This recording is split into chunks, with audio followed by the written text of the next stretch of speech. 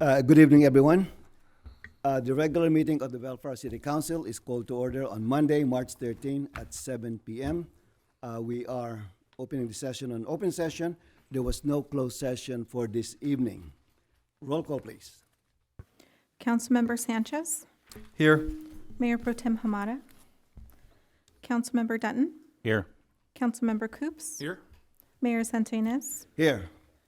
Is there a motion to excuse the absence of Councilmember Hamada? So moved. Second. Motion by Councilmember Coop, seconded by Councilmember Sanchez to excuse the absence of Mayor Pro Tem Hamada. Without objection, that will be the order. Tonight's invocation will be led by Councilmember Victor Sanchez, and the Pledge of Allegiance will be led by PJ Milana, our Director of Parks and Recreation. Please rise.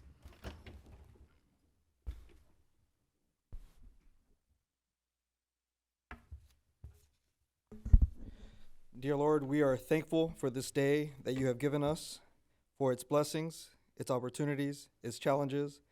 May we appreciate and use each day that comes to us. We pray for the strength and guidance for each day as it comes, for each day's duties, for each day's problems. May we be challenged to give our best always, and may we be assured of your presence with us. Amen. Amen. And join with me. I pledge allegiance to the flag of the United States of America and to the republic for which it stands, one nation, under God, indivisible, with liberty and justice for all. Thank you, Councilmember Sanchez and Director Milana. City Council announcements. I will start off.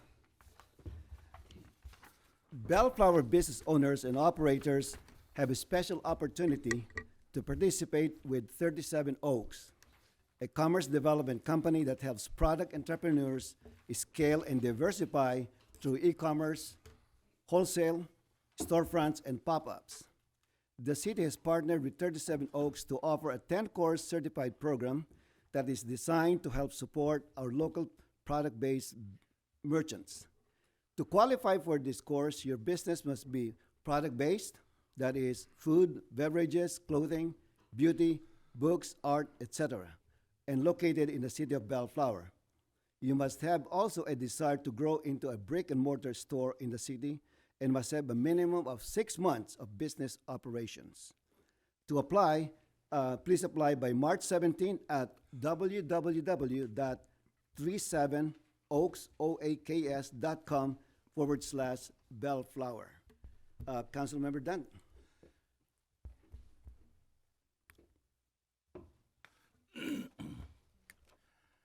To help support local business owners, the City of Bellflower highlights new businesses, special events, holiday celebrations, and grand openings in the monthly e-Citizen newsletter for no cost. To request a free ribbon cutting ceremony or to learn how to feature your business in a short video on the City of Bellflower's YouTube channel, please email the Economic Development Department at bellflower.org. That's the word economic underscored by DEV@bellflower.org. Or do it the easy way and call 562-804-1424 at extension 2249. Thank you, Mayor. Thank you, Councilmember Danton. Councilmember Coops. Thank you, Mr. Mayor. For Spanish-speaking Bellflower business owners and residents, the city continues to work with Asociación Entrepreneros to host a free 8-week program that will cover how to start, grow, and operate a business.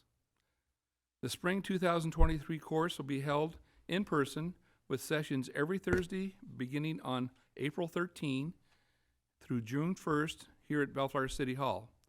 It'll be on the second floor green room.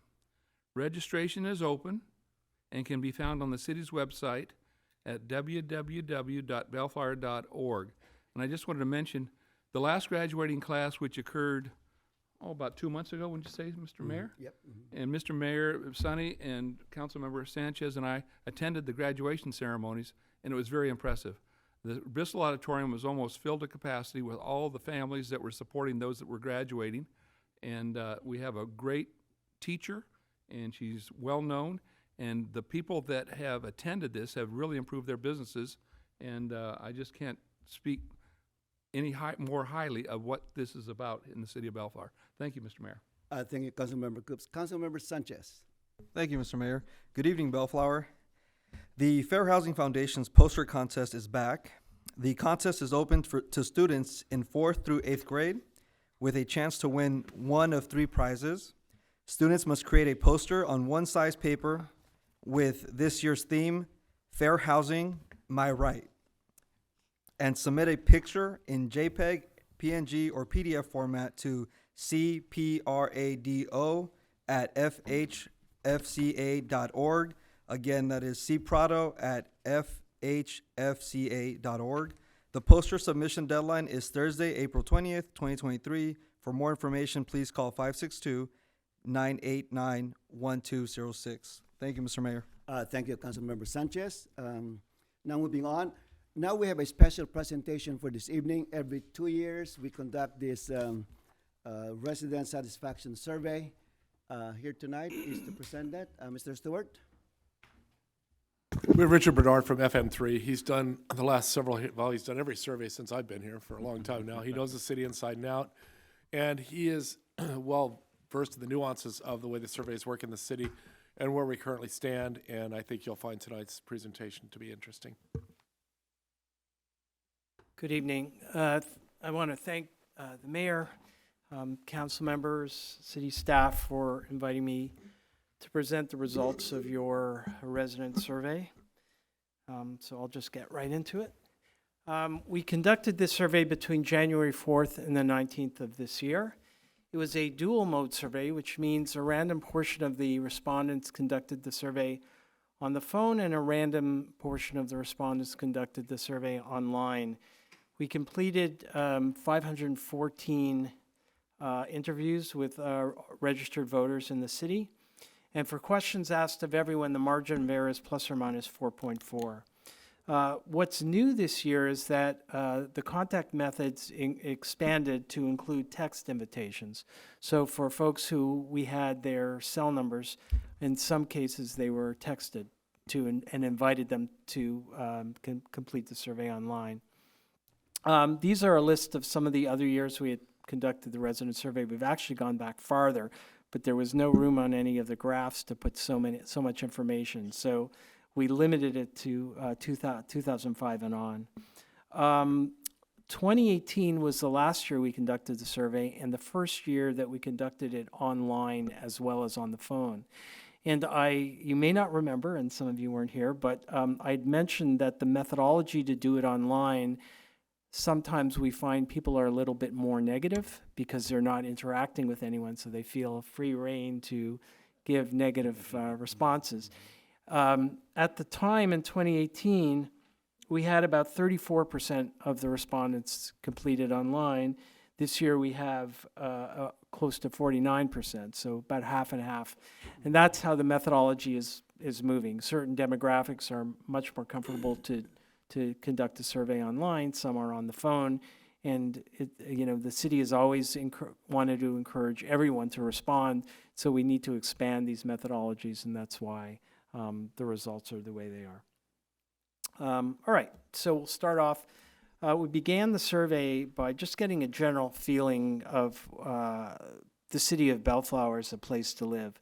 We asked them that, and we gave them the option of excellent, which is a dark blue, light blue is good, the pink is just fair, and typically just fair means average, and then poor, which is the red. And I've aggregated the excellent and the good on the right-hand side.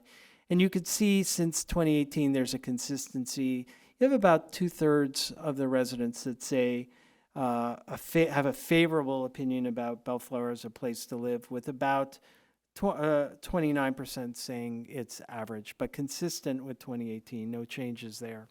And then early on in the survey, as we've done every year that we've conducted it, we gave them an open-ended question, which means we asked them a question and we took down in their own words how they responded. We grouped the responses. And the question was, what do you think is the most serious issue facing residents of Bellflower? It's important that you would like to see city government do something about. It's important for us to do this early on in the survey before we've given them any information, so we know what their top of mind answer is without influencing them at all. The second column, the one that has the 2023, is the most current results. And you could see the results from the previous years going back to 2005. A couple of items that are worthy of note. The first is, since 2018, the issue of homelessness has increased. Unfortunately, you are not the only city in LA County to be experiencing that. We see that virtually every city with maybe one or two exceptions. And it's unfortunately, this is where we find ourselves in California. And so it's a reflection here. And I suspect if your city hadn't been on the forefront of trying to do something about this, you know, I know all the efforts you've done, that number may have been even higher. So, you know, keep that in mind. The other issue is crime. Crime is mentioned in a variety of ways, and that's gone up 7%. And you will see consistently through the survey issues of homelessness and crime to be of a concern. And then, of course, the economy, cost of living. We know in the last year or so we're at the highest CPI in 40 years. Certainly, you can't be responsible for that, but people are mindful of that in all the communities, and certainly that's connected to gas prices as well. We then provided them with a list of 17 items, and we asked them, after we randomly presented it to them, we asked them how serious a problem is this facing the folks in the city of Bellflower. The red is very serious problem. The pink is somewhat serious problem. I've aggregated the very and somewhat serious problem on the right-hand side. The light blue is not too serious problem. The dark blue is not at all a serious problem. And the gray are the folks who said they didn't know enough to offer an opinion. So typically that means it can't be that much of a problem. You could see of the 17 items, 2 of the items are in the 80s in terms of very or somewhat serious problem. 3 are in the 70s, and 2 are in the 60s, and 5 in the 50s. I want to just point out a couple of them. Again, you could see the number 1 item, and you could see the intensity of the very serious problem is in number of homeless. Clearly a problem here, as I had mentioned elsewhere.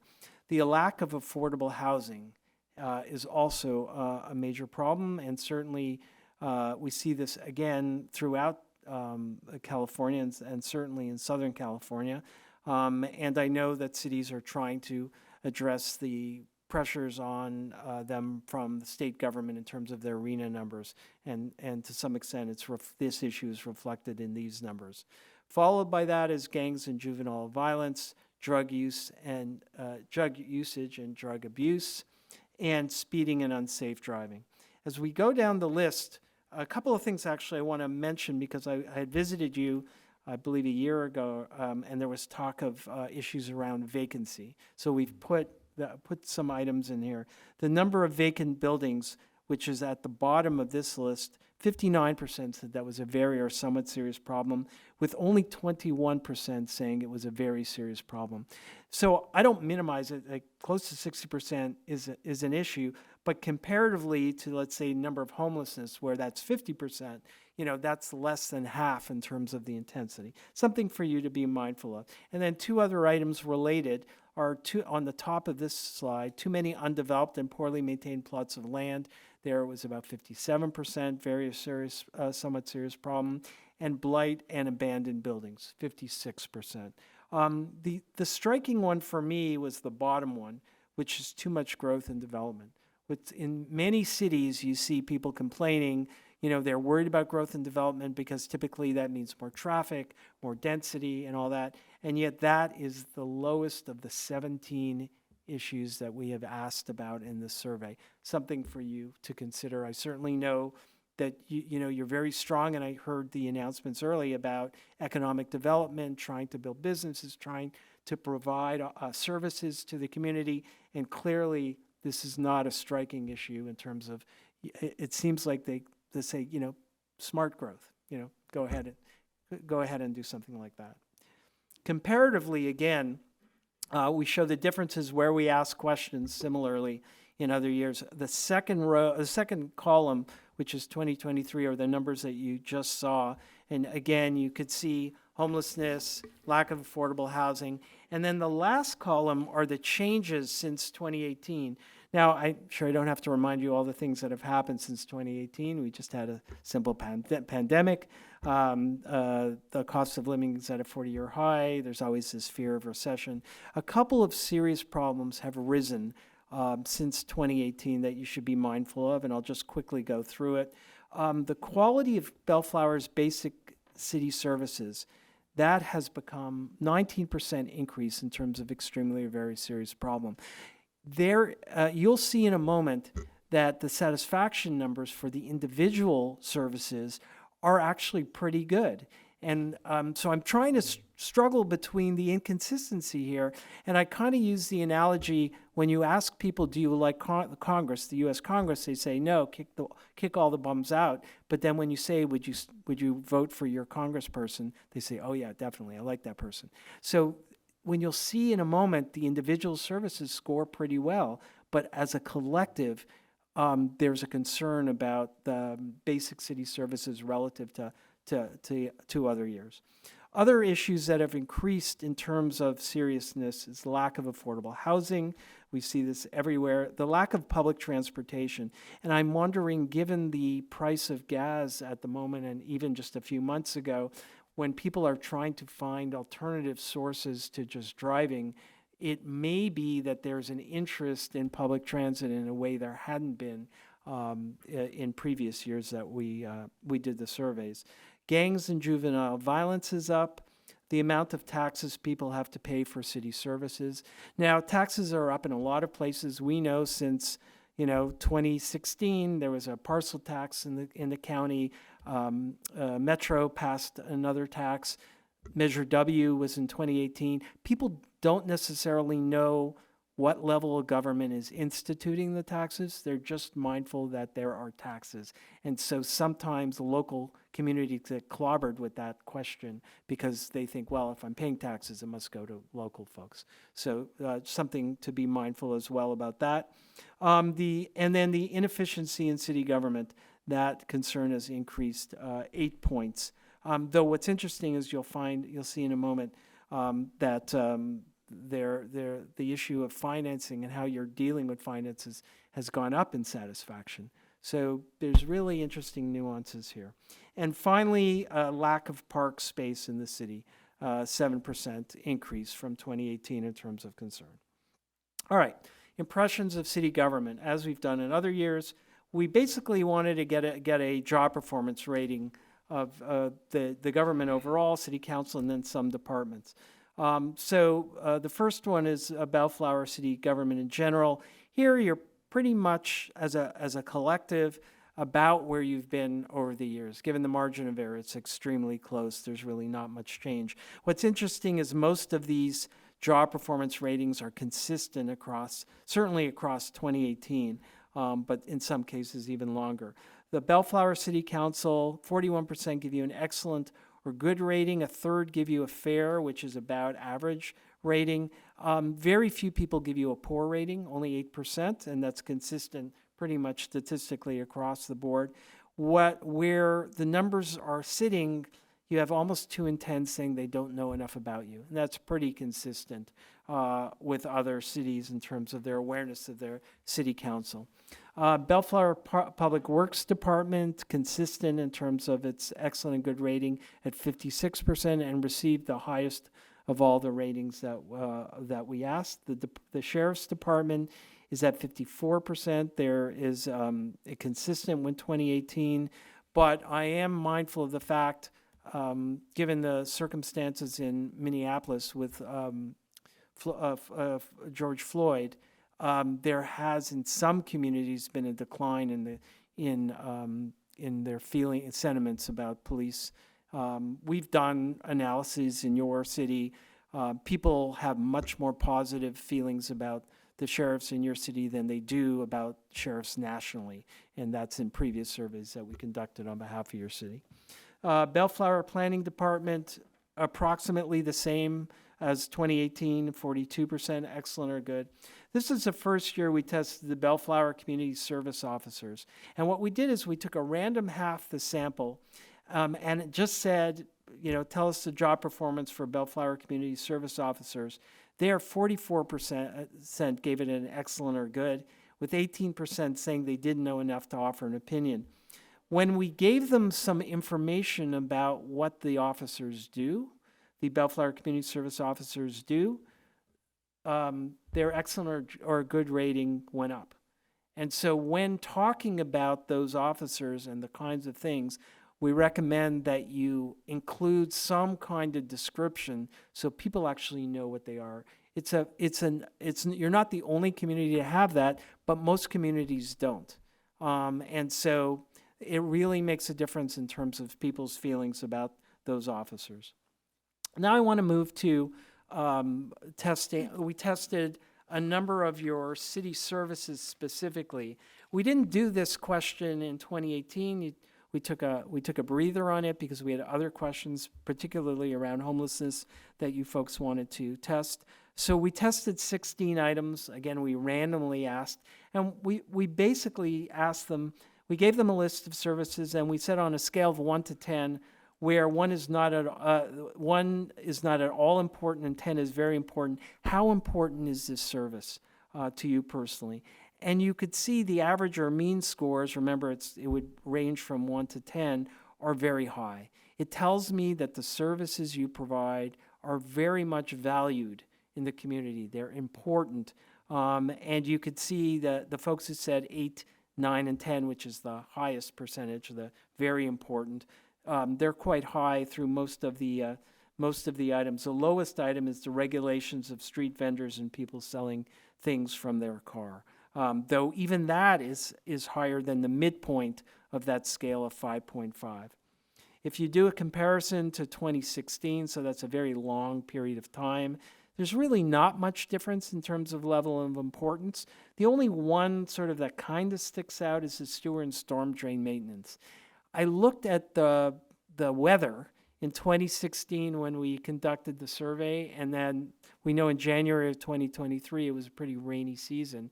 And so my only hypothesis is that people were mindful of stormwater because of the storms, because in 2016 there was no rain when we did the survey. So I suspect that explains the difference over time.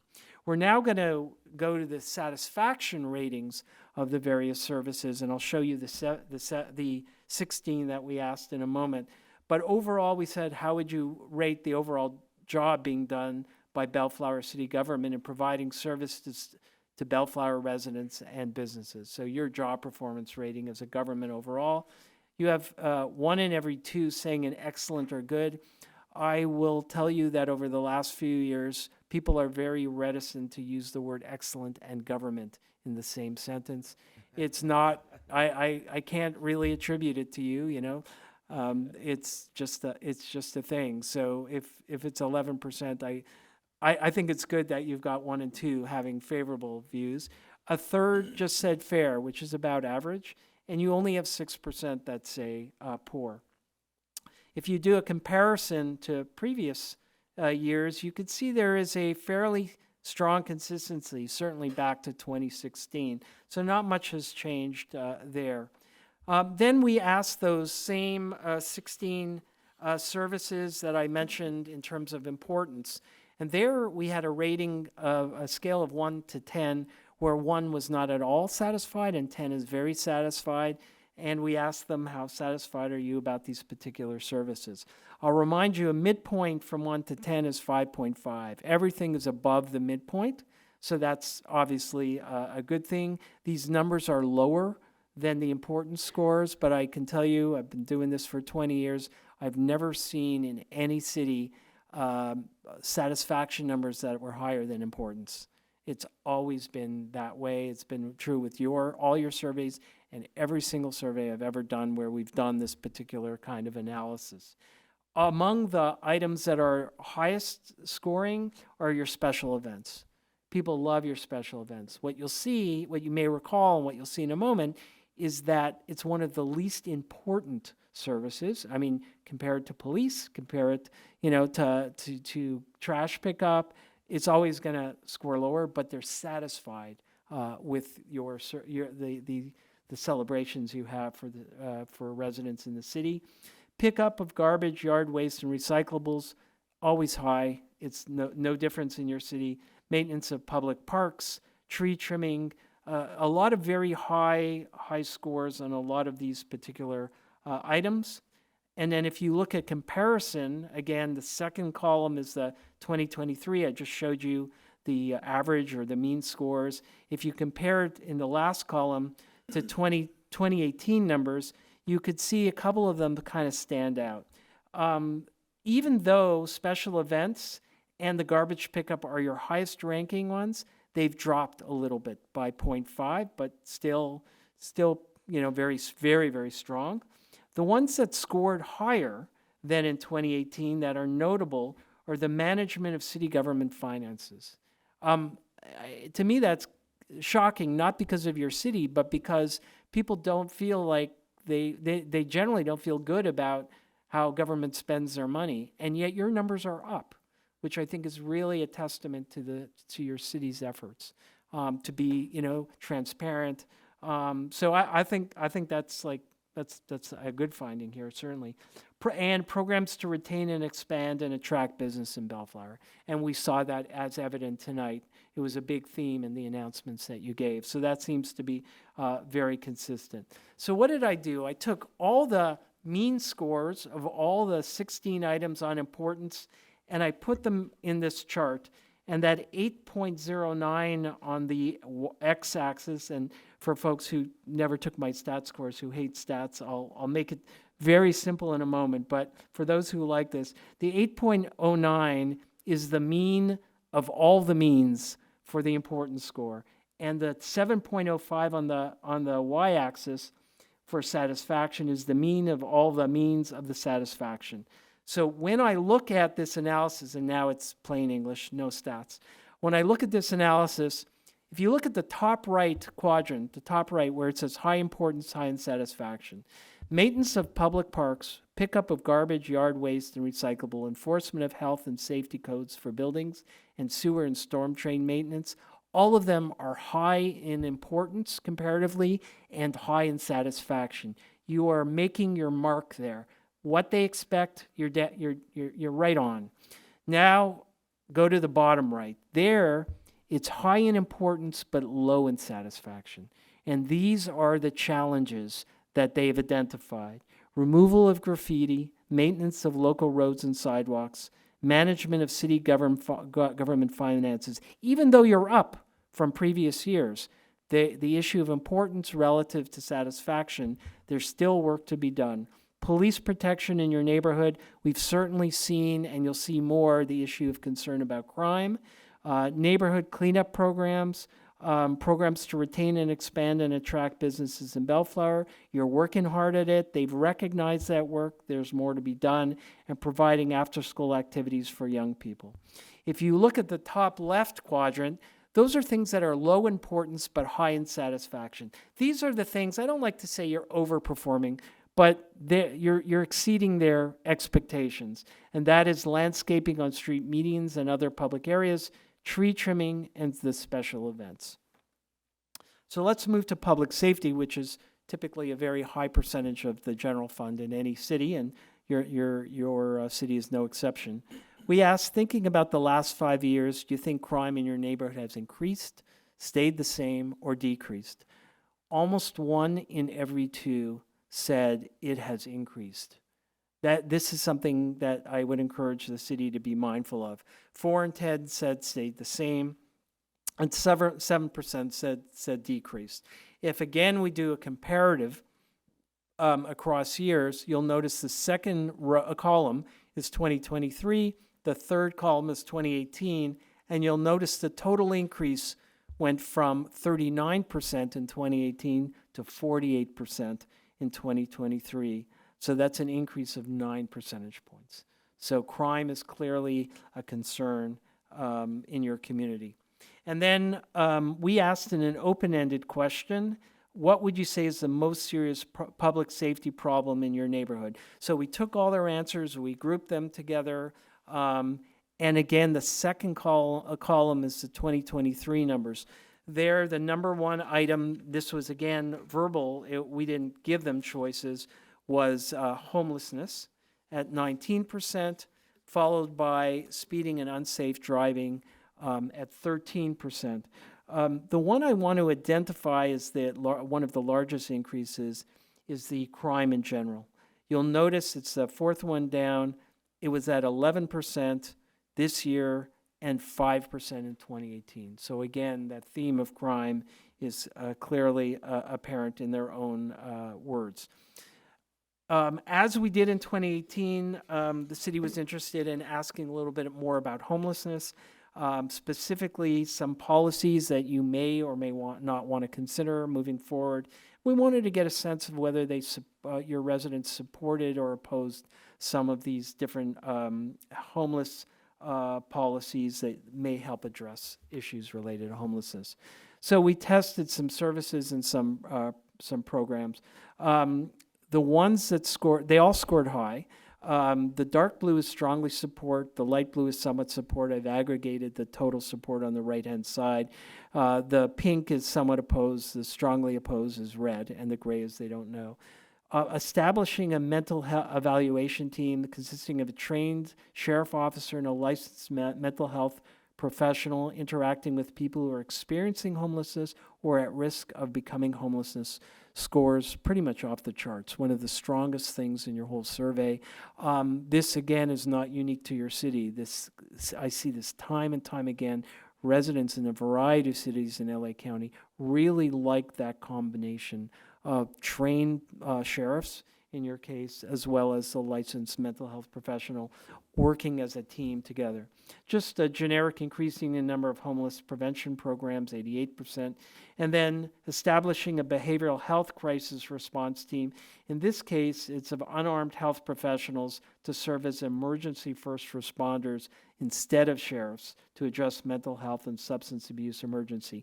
It scores strongly as well, though the first one in combination with the sheriff scores a little higher, but both of them score well. I don't think you can lose in either of those efforts. Establishing supportive housing, including homeless services with non-residential commercial area of the city, in the non-residential area of the city, 81%, though the intensity is at 42%, where you were seeing things at 56 and 55 beforehand. And I'll just make a note, when you frame things as permanent supportive housing versus supportive housing, it makes a difference, even if it's modest. You'll notice the top one and the bottom one, establishing permanent supportive housing, including homeless services within a non-residential commercial area of the city. There's a 7-point differential in total support. Even though it's the same thing, people are anxious about the word permanent.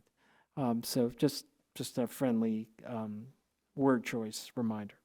And then finally, we said, what's the most important thing the city can do to improve city services for the people who live and work in Bellflower? They've had an opportunity over the course of 20 minutes, almost 20 minutes at this point, to discuss a lot of issues. And so anything that might come up in their mind or may have been mentioned is an opportunity for them to sort of raise particular concern. Here, the number one items, when you group the topics together, is crime-related mentions. 24, about 1 in every 4 said that. Similar in terms of that to some of the other years. Addressing homelessness still is among higher ones. Jobs in the economy, attracting businesses is a much lower issue as well. Though a couple of things I want to point out is the other mentions. Cleanliness, no dumping, maintenance of vacant buildings, revitalize areas. That went from 3% in 2018 to 10%.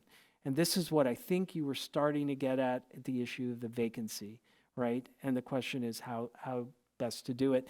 You folks are much smarter than I on how to best do it, but that's certainly something for you to keep in mind. And then affordable housing, rent control, and improved housing. That's gone up about 4%, and we saw that earlier as a serious problem. So in summary, some sort of the key takeaways. 2 out of 3 residents view Bellflower favorably as a place to live. Homelessness is clearly top of mind issue when we get on in their own words, and then when we give them 17 issues, that raises to the top. Certainly, as well, issues of affordable housing are important, and most recently, issues of inflation and the cost of living. Much of which is out of your control. We're just all kind of living with that. Crime rounds out the most mentioned concerns, and we can see that particularly when we see nearly half believe that crime has increased in their neighborhood over the last 5 years. When asked about the most serious public safety problems, homelessness, unsafe driving, home burglaries, break-ins, thefts. I'm going from city to city, and I keep hearing about Cadillac converter. Cadillac converter. Catalytic converter. Thank you, Cadillac. Catalytic. Thank you. Yeah, I keep hearing that. City to city. I don't know if you're an exception to it, but it is a problem, and people are really mindful of it. And I know the law enforcement is aware of it. 3 out of 4 or more residents respond positively to increasing public spending on policies that would address homelessness. You folks have taken the lead with very little help from the county, I'm aware of. But you've taken the lead where a lot of cities have not. And yet it's still certainly a big problem. Ratings of Bellflower's community service officers are modest, but when you tell them a little bit more about what they do, they increase in terms of level of support. They like the fact that they're around, they just need to know what they do. Majority of residents rate the city government performance positively, but ratings are slightly lower for the city council, partly because they don't know enough about who you folks are, even though every 2 years some of you are up for re-election. While these ratings are little changed from 2018, the survey revealed increased concerns about the Bellflower's basic services and inefficiency in city government. Yet again, when you ask about city services specifically, your numbers are pretty good. It's just a sort of a general perception. While residents express more concern about the quality of city services and government efficiency, at least they're somewhat satisfied with the 16 services that I just mentioned, including management of city finances, which I think is really it's really a testament to you. Areas where comparisons between importance and satisfaction ratings occur, there are places for certainly improvement. More on the city finances, road maintenance, neighborhood cleanup, police protection, business development, after-school activities, and graffiti removal. And with that, I am happy to answer any questions. Thank you, Mr. Bernard. As usual, you give us a good glimpse of our residents' satisfaction level, so to speak. And it's always good to know as far as how we're doing, how the departments are doing, but more importantly, what do our residents think of the services of the city and also the city council? My first question is in terms of methodology. I know that it's based on random selection of samples that you did 514, if I remember the number correctly. Yeah, 514. Yep. So, do you know if there's any people who were surveyed in 2018 who were surveyed again in 2022? I do not know that. That is a knowable fact. Yeah, but I do not because know. What I was thinking in terms of homelessness. Yeah. I just want to zero in on that issue. Yeah. We still have a homeless issue in the city of Bellflower, but I think it quite my evaluation is I think it has improved since 2018, since we opened the shelter. Right. For example, let's say you don't see them at city parks. That to me is very noticeable. In 2018, there's basically some kind of a temporary encampments. Right. Not a huge encampment, but pockets of our parks are basically, we have some homeless living there, especially during the day, and they congregate. And I don't see that anymore these days. And because I'm curious if the people who were surveyed in 2022 did not see that, they see the homeless still, because we still have homeless in the city of Bellflower. Right. But if you compare that to somebody who's been here in 2018, they may have a different perception. Sure. So a couple of things. One is it is possible that without your efforts, that number would have been higher. Mm. So I don't minimize the efforts you made. And the other thing that I have a hypothesis on is that when people go about their business in LA County, in various places they drive, they see homelessness. And sometimes when they're driving by folks who are experiencing homelessness, they're not thinking, I'm in Bellflower now, or I'm in Downey now, or I'm in Lakewood, or I'm in the city of LA now. They don't think that way. And I use the analogy, I live in a city where I am convinced, it's a very small city, there are no potholes. But when I do a citizen satisfaction survey for them, for that city, one of the most serious problems is potholes. And I'm thinking, how could that be? Because we're on the border of the city of LA, and you go one block in any direction, there are tons of potholes everywhere. And so people don't distinguish. So I'm wondering if it's a cross between it could have been better if you hadn't done the work, because homelessness is like the number one issue almost everywhere in LA County. It doesn't matter what city you do the survey on. But I'm also wondering, and then I think to some extent that issue is true for crime as well. We sit and we watch the local news, and the local news is not always about Bellflower. It's about various neighboring cities, and we see that, and sometimes we bring that perception home. So I think I would argue it's a combination of both, if that's helpful. Yeah, okay, that's true. And I like your comment about the finances of the city. I think that our former mayor did a wonderful job in hammering that point that we are in a better, we have the best financial position Ever. last year ever. So I think that resonates well with our residents. So thank you. Thank you, Ray, about that. I was talking to Richard earlier. I think there's more story to be told there. I'm not sure we publicize that well enough. I think we need to do a little more work on that as far as the financial condition of the city, because it is better than it has been for some time. So And was wondering what changed the perception. I mean, if we haven't done that. Well, I think it could be higher than it is. Because I see. Okay, that's good. That's good. All right. Anyway, that's all my question for now. Sure. Any other question for Mr. Bernard? I'll just make a comment. And, Okay, go ahead. great presentation, as always. Thank you. I just wish we would have asked or educate somebody of us. I believe some of the residents don't even know we have a homeless shelter that we fully operate, and if they were educated before, and what the answers would be, like when you educated them on some other categories, but we want to probably make a note of that. Maybe next time we can ask that, because I would believe that there's a very high percentage of the residents of Bellflower that doesn't even know it exists. That's true. Yeah, I think it's an interesting point. I know it was a comment, not a question, but if you don't mind me just adding to what you said, it's a really good opportunity for you to educate them. If you don't think that knowledge is out, here's your opportunity, really your opportunity. Yeah. Yeah. And back to when we were just talking the analogies and stuff. My analogy of our residents, they don't all work in Bellflower. The homeless you see is when you drive your path to work through the streets of Bellflower, you drive that path back, and that same knucklehead is there in the same place when you've been gone at work all day. And that's the aggravation, I think, that some of the residents see. That's all. Okay, thank you. Councilmember Sanchez? Thank you, Mr. Mayor.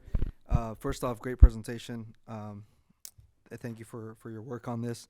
My questions are related also to the methodology. Sure. I'd be a little bit more curious into kind of knowing the pool a little bit better, like age, geography, where are they living, to kind of Councilmember Dutton's point. Some people may just be coming in and out of Bellflower for work, and they may not be traveling throughout the city as much.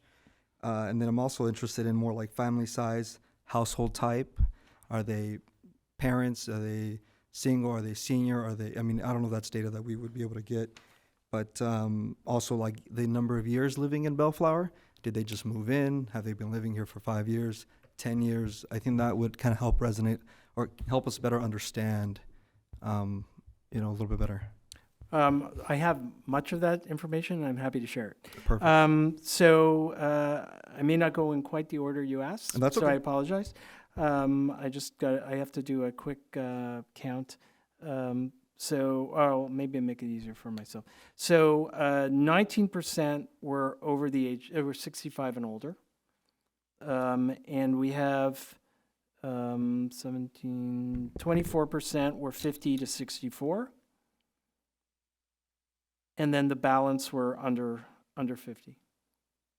So that's age. 13% chose to do the survey in Spanish.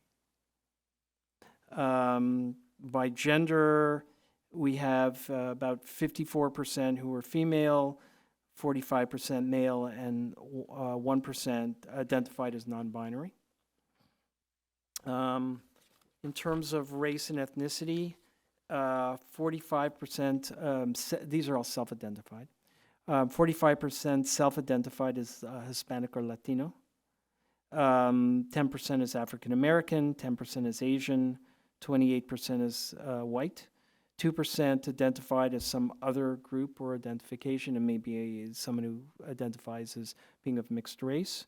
And then 5% chose not to self-identify at all. In terms of age, 36% of the households said they have children under 18 years living in the household. 2% said they weren't comfortable telling us, 62% said they did not, which is pretty typical for a voter survey. 66% live in a single residence detached house, 29% in a multi-unit building or condo, 2% they said lived in a mobile home park, and 3% chose not to tell us where they lived. We have 49% renters, 49% homeowners, 47% renters, 4% refused. Education, we have 17% with a high school graduate or less, 34% with some college, 8% with a business vocational school, 29% college graduate, and 10% postgraduate work or professional work. And by length of time in Bellflower, 5% less than 2 years. So they're relatively new, 10% between 2 and 4 years. So they wouldn't have been captured neither of them would have been captured in the 2018 survey. So we know at least there were some new people, but I know there are more. 9%, 5 to 6 years, 15%, 7 to 10 years, 11%, 11 to 15 years, 10%, 16 to 20 years, and 39% have lived 21 years or more here. So some of them maybe all their lives. So I hope that gives you some Absolutely. information about that. I appreciate that. Of Would it course. be possible to get a copy of that? You have it sooner than you realize. It's waiting for you. After the Oh, got it. after the council meeting. I thought you scared. Yeah. No. You're on top of everything. Couldn't give it to us before the presentation. It's my first time.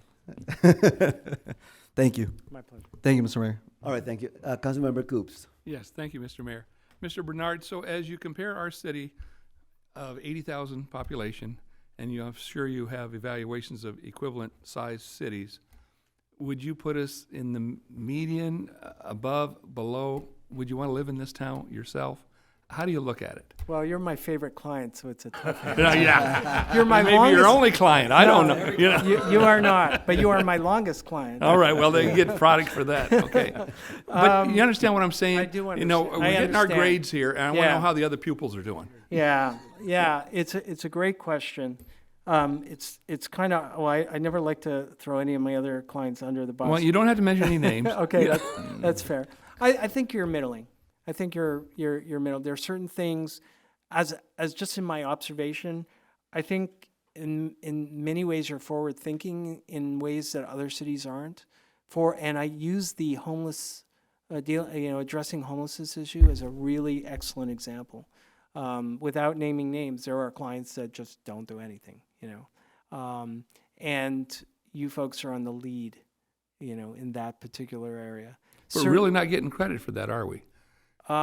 Well, I'd say here's an opportunity No, to but I'm keep seeing, talking about it. if we hadn't done anything, and we're spending a lot of money Yeah. to do that, Yeah. and those that have not done anything, and they're probably getting the same grades we are on that. It's possible, but again, I really do believe that had you done nothing, your numbers would be worse. And I know you want to like have perfect numbers for homelessness, but you don't live in a bubble. No, I know that. and that there's just no way you're going to get around it in California. So I would say your numbers would be, I do believe, a lot worse had you not. So my sense is you tell your story, but you know what? At the end of the day, if they still see homeless, they say you're not doing your job. No, Even, and I even though they don't know that it's really the county's responsibility. understand. But and like you said earlier, you really don't know what city you're driving through when you see a homeless person. You could be on Alondra, and you could be in Norwalk, you could be in Paramount. You just don't look for street signs as to where you're looking, where you're at. That's right. It's a tragedy, wherever you are. And whether or not you are evaluating in a sense that, are we doing something that's better or worse to improve our community? We're all here and we're elected on the basis of public safety. And that's what we're really honing in on, making sure that people feel safe here.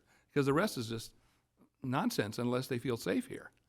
But I do think that because we've gone through this period of time totally unprecedented, having gone through this pandemic, that is not a positive situation to be answering questions to. Now, we're coming out of it, and I'm glad you didn't take the survey in the midst of it all. It'd probably been lower numbers yet. And the fact that as you started, you mentioned that most of this is increasing to do it online rather than on a verbal situation. People are probably having a chance to be more negative than positive when they can do it online. So given those factors, I can see where we were lucky to get as well as we did. Pandemic and computer access. I mean, if you think about it, you have more people answering online than 2018, and a lot of your markers are about the same as 2018. You would have anticipated a dramatic increase in negativity because you've now gone from, what did I say? It was, you had 34% online in 2018, and now you're at 49%. Right. I would have expected way worse numbers. I remember talking to the city manager in 2018 and saying, I think some of your lower numbers are because of the methodology, but we can't just stay in the past. If we only do it on phone, you're going to miss so many people that you really want to hear from. And so that's why we're evolving. Now we have texting and next, in 2 years, who knows what we'll have. But I think like you, they're not as generous in their applications of when they do it online. Yeah. People are tendencies to hit the 1 instead of the 9, Yeah. So that's all I have. Thank you, Mr. Mayor. Thank you, Councilmember Coops. There's one thing that really caught my attention, which is kind of unusual. It's the dumping. It went up from 4% to 10%. You don't need to bring it up. I remember the numbers. All right, okay. Yeah. See, we've been trying our best to work on this. It is just so frustrating. Just for those in TV land, every Monday morning, our public works staff, they go around trying to find this dumping. It's always on the same place, same street, every week, week after week. We even work with public works staff to put door hangers to remind them that they can call CRNR. It's free pickup. They just need to call 2 days before they use the regular pickup. Still, there's dumping. So we just need to do a better job on this. It's just so frustrating. It's coming from your city? It could be both because there are some streets that are back against the freeway. Okay. So we're working on that. All right, very good. Another question for Mr. Bernard? Mr. Bernard, thank you so much again. We have our work cut out. Thanks for your opportunity. We know where our focus is going to be the next few years. Good luck. So, I think we gave us a C+ grade. That's how I look at it. B- C+. Maybe I'm being generous, but I know this council. I know the city staff. I know you folks will roll up your sleeves, and you know where you have to roll them up, but there's only so much you can do. Yep. So you're not responsible for inflation. And you have a whole bunch of other cities around that are, maybe not doing what you want them to do.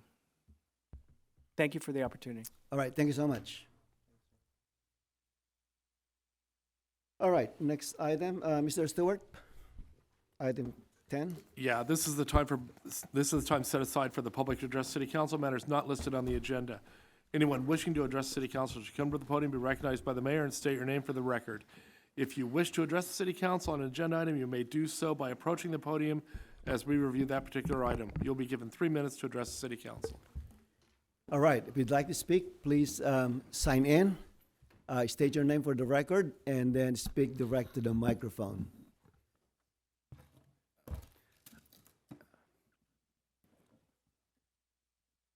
Hi, my name is Trey Smith, and I just wanted to take a brief moment to introduce myself. I just started working at the Artesia Senior Center, and I'm Carol Waite's grandson, and so I just figured it'd be pertinent to say hello as I'm going to be at these meetings in the future. So thank you for your time.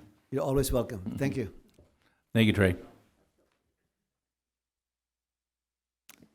Hi, I'm going to sign in first.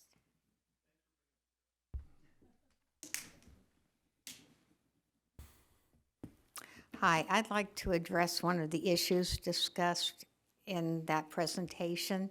As far as the road conditions, I got to say Bellflower shines because, as most of you know, I had serious back surgery a couple years ago.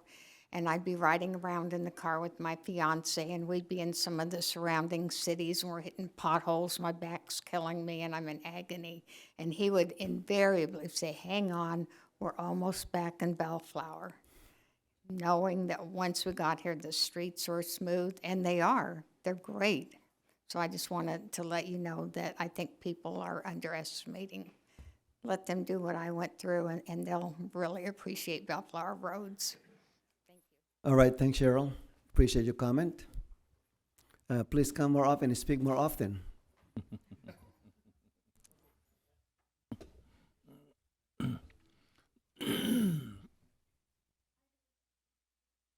Arlene Palacios, you know me.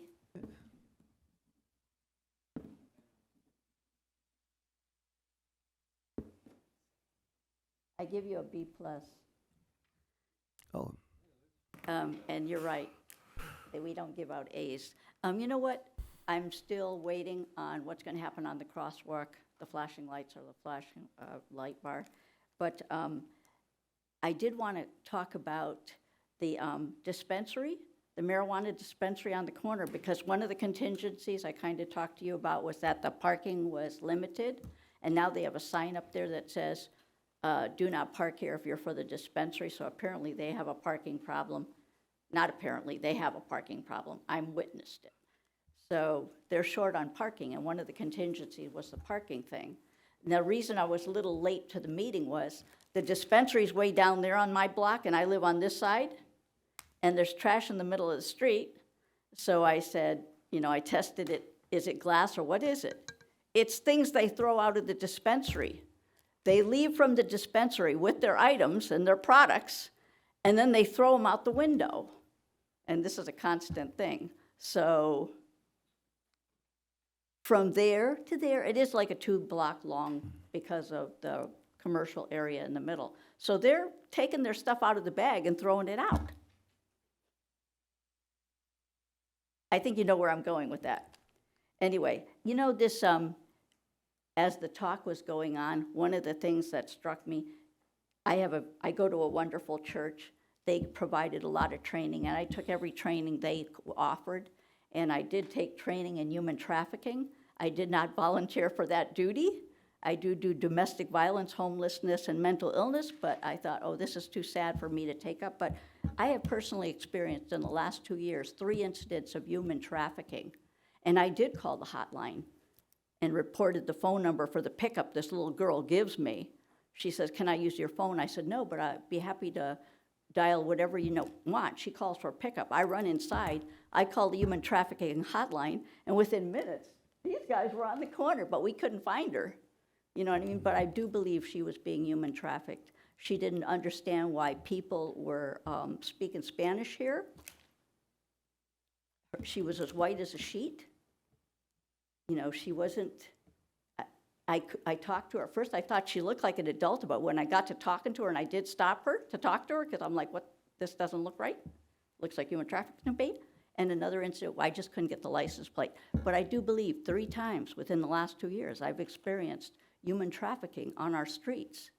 One little girl, she wouldn't get out of the car, and I can't coax her out of the car. And since I had an accident, my knees are done, and I can't rescue people like I used to do, grab them, get the F out of the car now. And I talked to the guy, I would recognize him if I seen him. He's never come back to the neighborhood. But anyway, and you know, as much as I've done, I was shocked because I do not know where our homeless shelter is in Bellflower, and I've lived here since February 1st of 2001. I don't even know that, because I'm referring people for services and needs. I'm matching people with needs to services every single day. All right, thank you, Mrs. Palacios. Okay. All right, thank you so much. Regarding your question on number 1, we'll have public safety look into that, and then we will put our sheriffs on alert about human trafficking. All right, thank you. Hello, good evening, Guy Bremer. Just a couple comments on that report that was given. As far as the dumping, what I see around the city that's kind of an issue for me is these apartment buildings, large and small, ongoing furniture coming out every week. You'll see the same places week after week. They've almost have furniture out there 7 days a week, 365 days a year. To me, that's kind of a code enforcement thing I think maybe we could improve on. These places that, like I said, are just repeat offenders, maybe we look at adding something to their business license, some sort of a penalty. I think that's not a good look for the city when you go down Artesia or Woodruff or Alondra or some of these high, where there's a lot of apartment buildings and you just see furniture out there and it's just an onslaught. I think that's something we could improve on. Graffiti, I mean, we come out and we get it abated right away. That's great.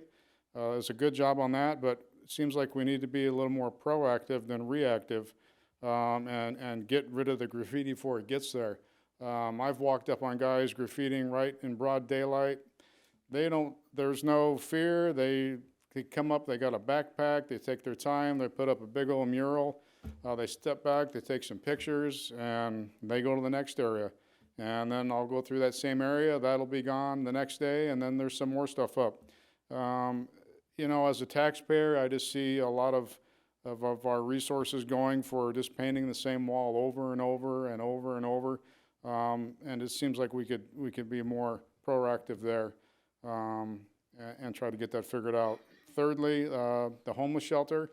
I know it's been in there for several years. I would like to see some sort of a comprehensive report on, since it's opened, how many homeless we've taken in, the success stories, what the current residents population is there, how long they've been there, and just to get an idea of where our tax money is going and how well it's doing.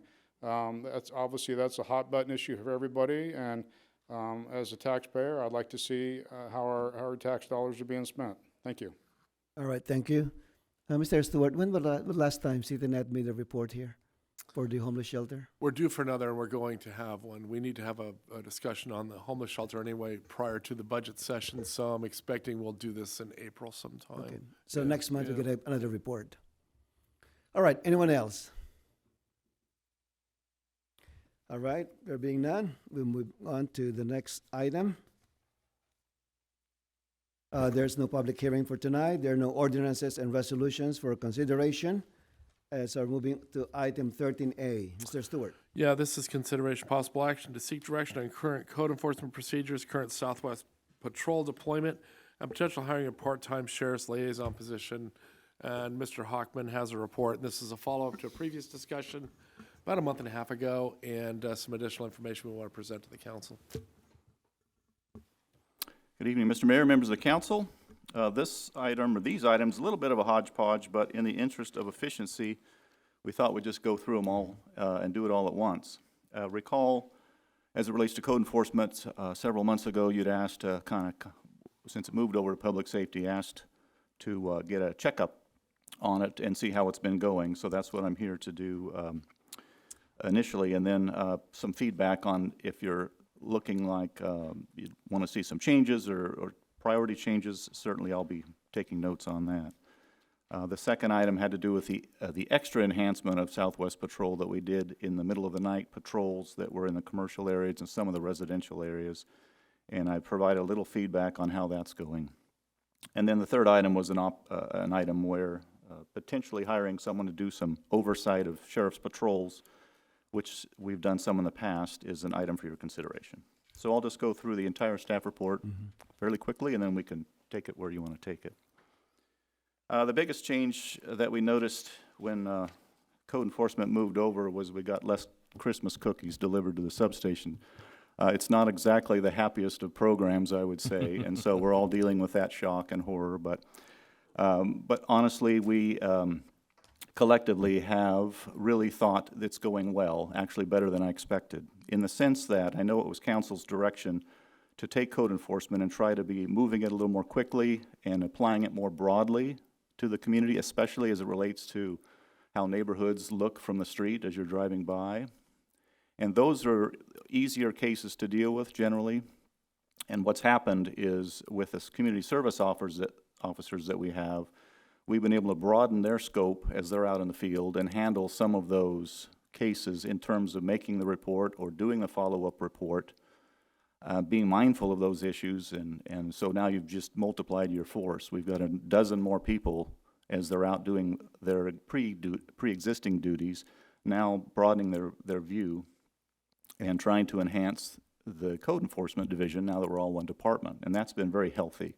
I know sometimes in government there's criticism that we're too narrowly focused, and someone will say, can you help me with that? Well, that's not really my job. I got to fill out a form and I'll get someone else out here to handle that kind of thing.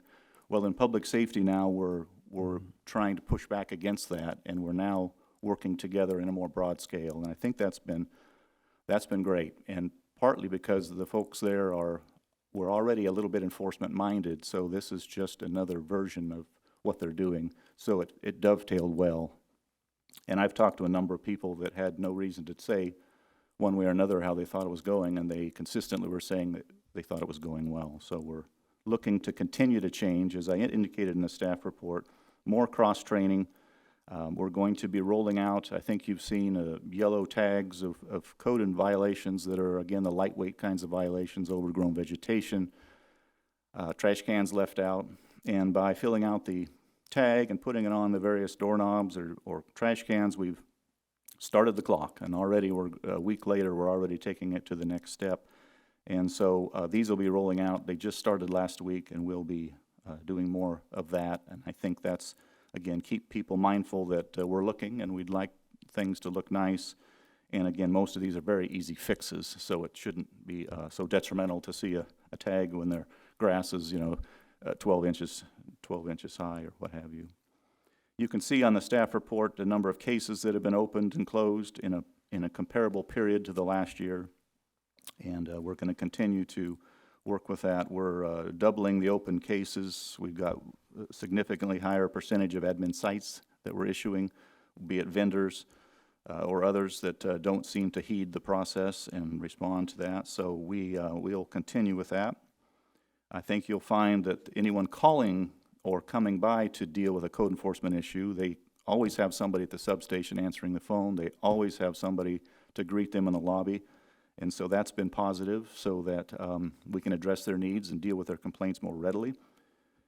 We've also noted, and a number of people have confirmed, that having the Sheriff's Department right there, especially our special assignment deputies, we can all now connect on these kinds of issues. Now it's not just crime, but if they're going on a warrant and they see something that's code related, now maybe we can share information and code can be involved. Or the same as community service officers, if a deputy's out dealing with a homeless issue and sees a violation on an adjacent property, for instance, they're more inclined to say, hey, we're all on the same team, let's report that in and see if code enforcement can take action on those kinds of things. So there's just a lot of sharing and camaraderie under one roof that I think has built out a more comprehensive code enforcement division for the city.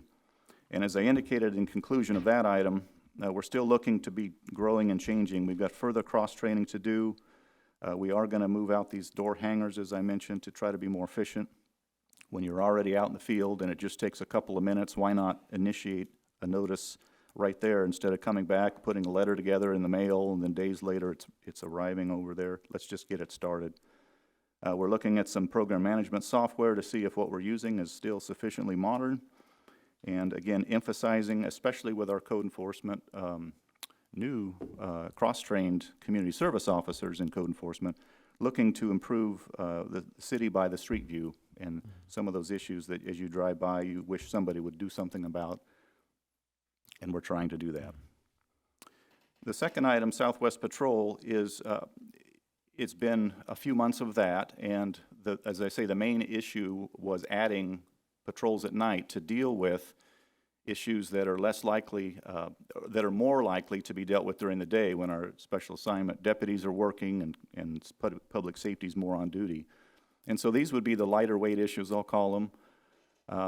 You know, somebody suspicious parking here with their lights out, a homeless person illegally camping on a bus stop that's asleep in the middle of the night. These are the kind patrolling behind businesses and so forth proactively rather than waiting for a call, or responding to a call in the case of a burglar alarm that goes off. Sometimes Southwest Patrol is able to get there more quickly and deal with what might or might not be happening and at least be responsive. And so as for a security guard, in this case armed security guard, these are, as I often say, their highest and best use. So we use a less expensive personnel to deal with a variety of issues that the community cares about, but those are often more routine in nature for, say, a sheriff's department who has a higher level of priority for higher level conditions and crimes and so on. So we've been able to fill, I think, that niche where we get more coverage on those issues. And I've seen the logs as we review them, pictures of people that they've dealt with that were camping. I see where they've assisted the sheriff's department on a perimeter where the deputy was able to go deal with the problem, and Southwest Patrol held a perimeter for traffic for a period of time. And so they're just a part of the team that handles a different tier, mostly, of activity, and I think that's what we were hoping for. And based on our evaluation of the logs that we read, I just believe it's happening. And I did include, as you can see, some of the just mentions on page 3 of 3, the general activities that the guards are performing, and examples from the logs, and more or less just giving you a flavor, because it's very difficult to go through, you know, hours and weeks and months of patrol and try to connect this with that and draw large conclusions. But what we can verify, these are the kinds of things they're doing, and we just inherently believe there's been benefit to having these kinds of things handled timely. And we never really know what might have been prevented by someone being seen or discouraged from continuing to loiter in their vehicle with their lights out. And if they move on, you know, there's value to that. And there's value to someone that's illegal camping in the middle of the night. If we're dealing with them in the daytime, but they find they can get a good night's sleep at night, you know, that's attractive for them. If they're getting woken up in the middle of the night, maybe there's a better place to sleep than the city of Bellflower. So these are the kinds of things that we think we're dealing with and getting some service from, you know, from Southwest Patrol, not to mention the parking structure and the downtown buildings and the other things that they previously were doing. The last item, hiring a sheriff's liaison position, that's been kind of an idea tossed around for a while, and it was largely to look at the way Sheriff's Patrol is conducting themselves, the way they are performing, the way they are responding to community needs, calls for service, proactive kinds of work. And in the past, we had a sheriff's lieutenant and we had 2 sergeants overseeing the deployment in Bellflower. Now we're down to 1 sergeant, and that person is really in charge of the special assignment deputies and some administrative work that we do. And only a small percentage of his time can be devoted to this function of oversight. And when I say that, I mean looking at log performance, calls for service, loads, in some cases what took place at a particular scene and was that handled properly, could it have been done differently? And these are the kinds of reviews, almost Monday morning quarterbacking, if you will, as a way to keep track of who's doing what. And when we're dealing with people at 2 in the morning, you know, you're not always going to ride along and see firsthand. So we review data to develop a more or less an average or a performance metric that we think is useful for them to know that it's being done, honestly, and then for us to have some satisfaction that there are people doing a good job and should be affirmed, and there are other people maybe that need a little coaching and encouragement to do a better job. And so that's the general idea of having a part-time person come in and do this kind of work. Just so happens somebody highly qualified to do that would be our Lieutenant Milliman, who was here for several years, 7 years plus. And I think this would be a position that is well suited to his coaching nature. It is well suited to him having so much experience at Bellflower. And it would be a way to, even though everything in law enforcement is expensive, but it's much, much cheaper to hire a part-time person to focus on this function than it would be to get another sergeant, which would be three times more than 3 times more to do it. And so we think with just a number of hours a week, maybe 15, it's kind of experimental, that someone in this role could do some good. And maybe we can see some tangible results down the road. But you know what? We're not sure. It's experimental, and we just think there's merit to giving it a try. And at any point when council feels like, maybe it's not as helpful as we hoped, or we just can't connect benefit to what's going on, then that can be discontinued, and it wouldn't be difficult to do that. So these are the 3 items that are on your staff report, and we would actually need input on all 3. And a decision whether to move forward or not on item 3, this hiring of a position. So that's the goal for tonight. All right, very good. Thank you for your report, Mr. Hockman. Let me start with Councilmember Sanchez. Any question? Thank you, Mr. Mayor. First off, Joel, thank you for the report back. I'll kind of go in order a little bit on questions. I'm glad to hear your feedback on the merger of these 2 departments. It sounds like you guys are working very well and closely to getting things a little bit more proactive going. I think, like they were mentioned, I think that was the goal and the intent. Just looking at the numbers, we're pretty much double in cases opened. Closing is a little bit of a different story, but either way, I can see that we're being more proactive in enforcement. So glad to see that. Is there any, if I can ask briefly on the, I'm seeing more administrative citations. Can you kind of elaborate a little bit more on that? Well, some of them are related to vendors because there's been an interest in recent months or year, I should say, to deal with the vendors that are illegally operating. And in some cases, we have been able to confiscate their, if they've been warned and they return, then we will be more inclined to confiscate the perishable items to really show this in Bellflower we mean it. And in some cases, on the initial or even the second time, we can issue a citation potentially to be that discouragement. And so most of them would relate to vendors. There would be others that relate to more the simple items like you didn't take care of the vegetation issue that we talked about. There have been admin cites issued to business operations that didn't comply with requirements that was part of what they needed to do. And so our goal is, as we continue to move toward, I'll call it an assertive enforcement posture, is that that's a tool we're going to get to more quickly. Okay. In the past, there would be warning and a letter and so on. We've really tried to condense that and got to this more quickly. And even though it's been 6 months, as I think I mentioned here, there's quite a bit of changing and morphing that we want to continue to do. And so if this direction is generally where you want to go as a collective council mind, just know that we're going to do more of that as we continue to grow together. I guess that's been said before. But we're growing together in our department too, just like the city is. How about that?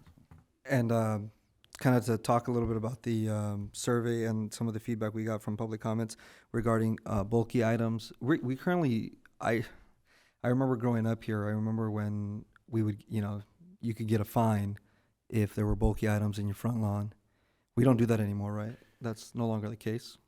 Yeah, that's, I know there's a lot to that, and I know there's difficulty proving, who put it there, and is it in front of the business, is it owned by the business or the homeowner, and so forth. That's something we can continue to talk about, and I just don't, at this moment, have a clear sense that we've got a lot of, that it's legally tight for us to try to get more into that area, but we're gonna talk about it and see if there's room for that.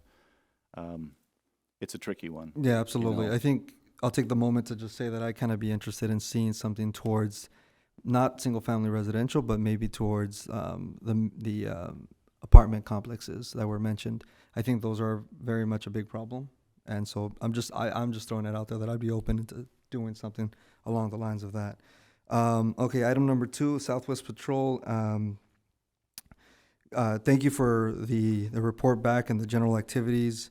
Overall, it seems like we're seeing some level of improvement, and of course, we're never going to know what deterrents occurred because of their presence. I would welcome Mr. Bremer's comments regarding proactiveness with graffiti. Maybe we can use Southwest Patrol for some,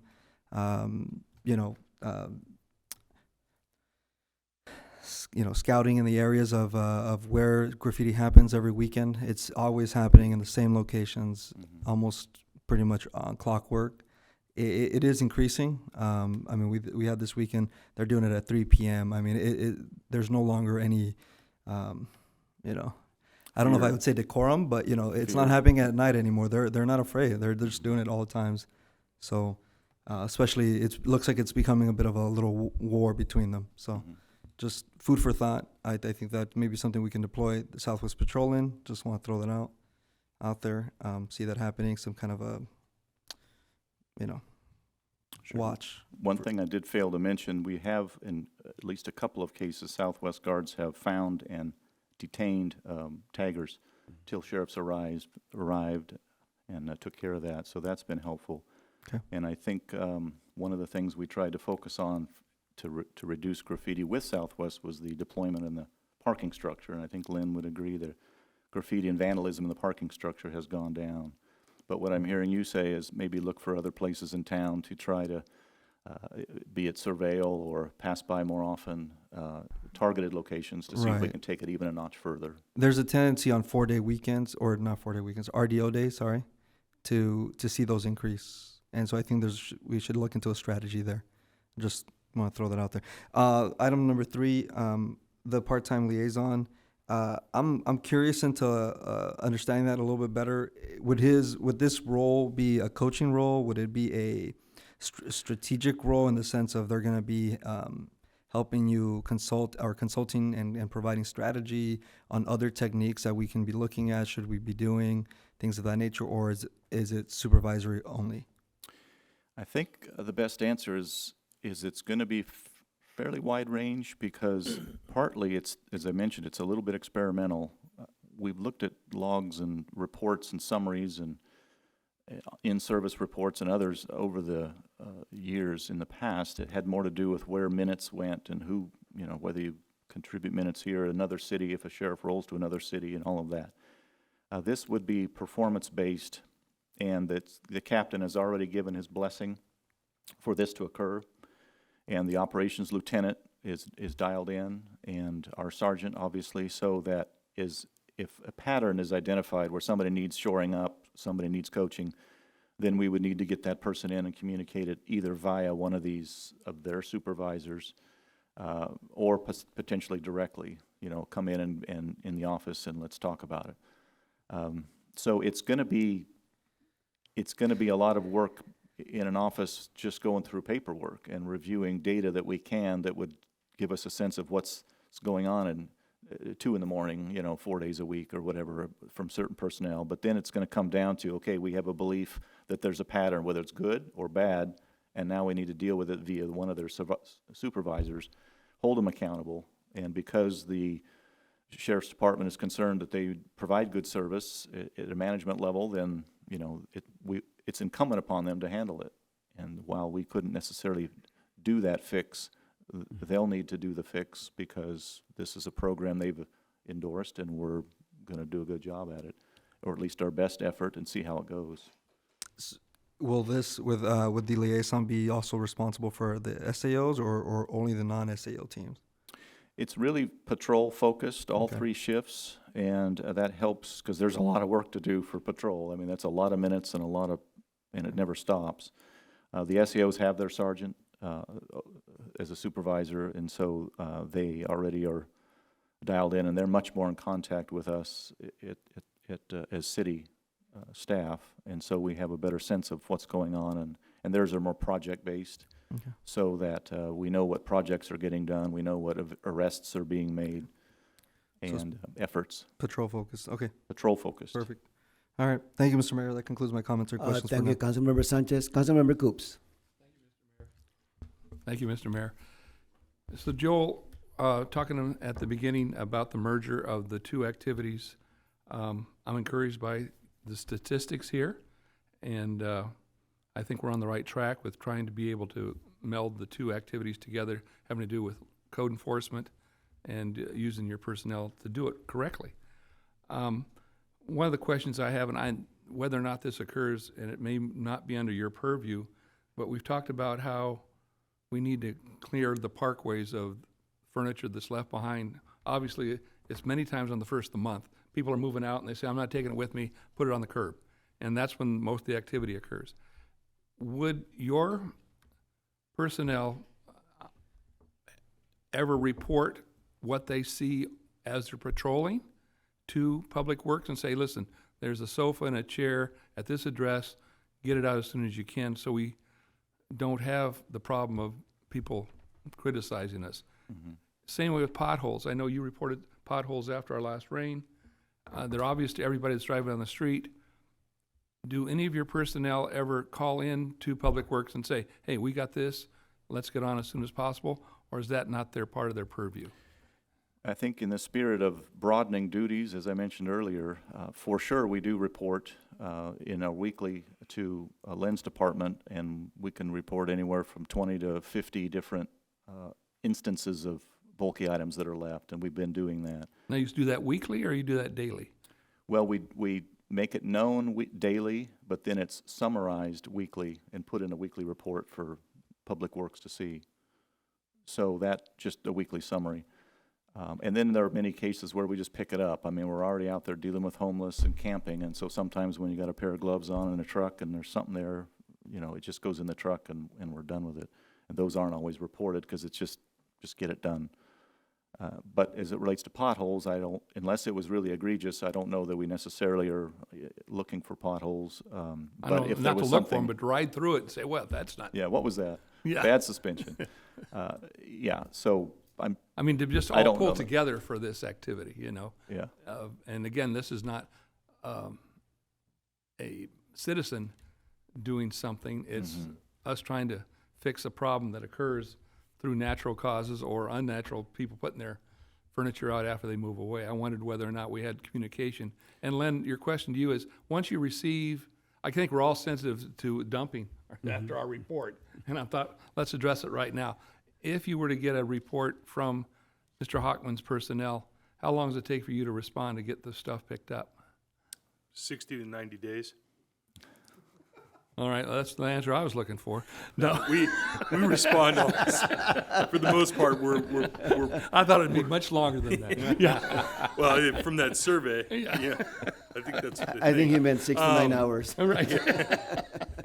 No, when any calls come in, obviously, we have a crew that roves the Right. city on a daily basis, and it's very similar to what Joel and his staff do.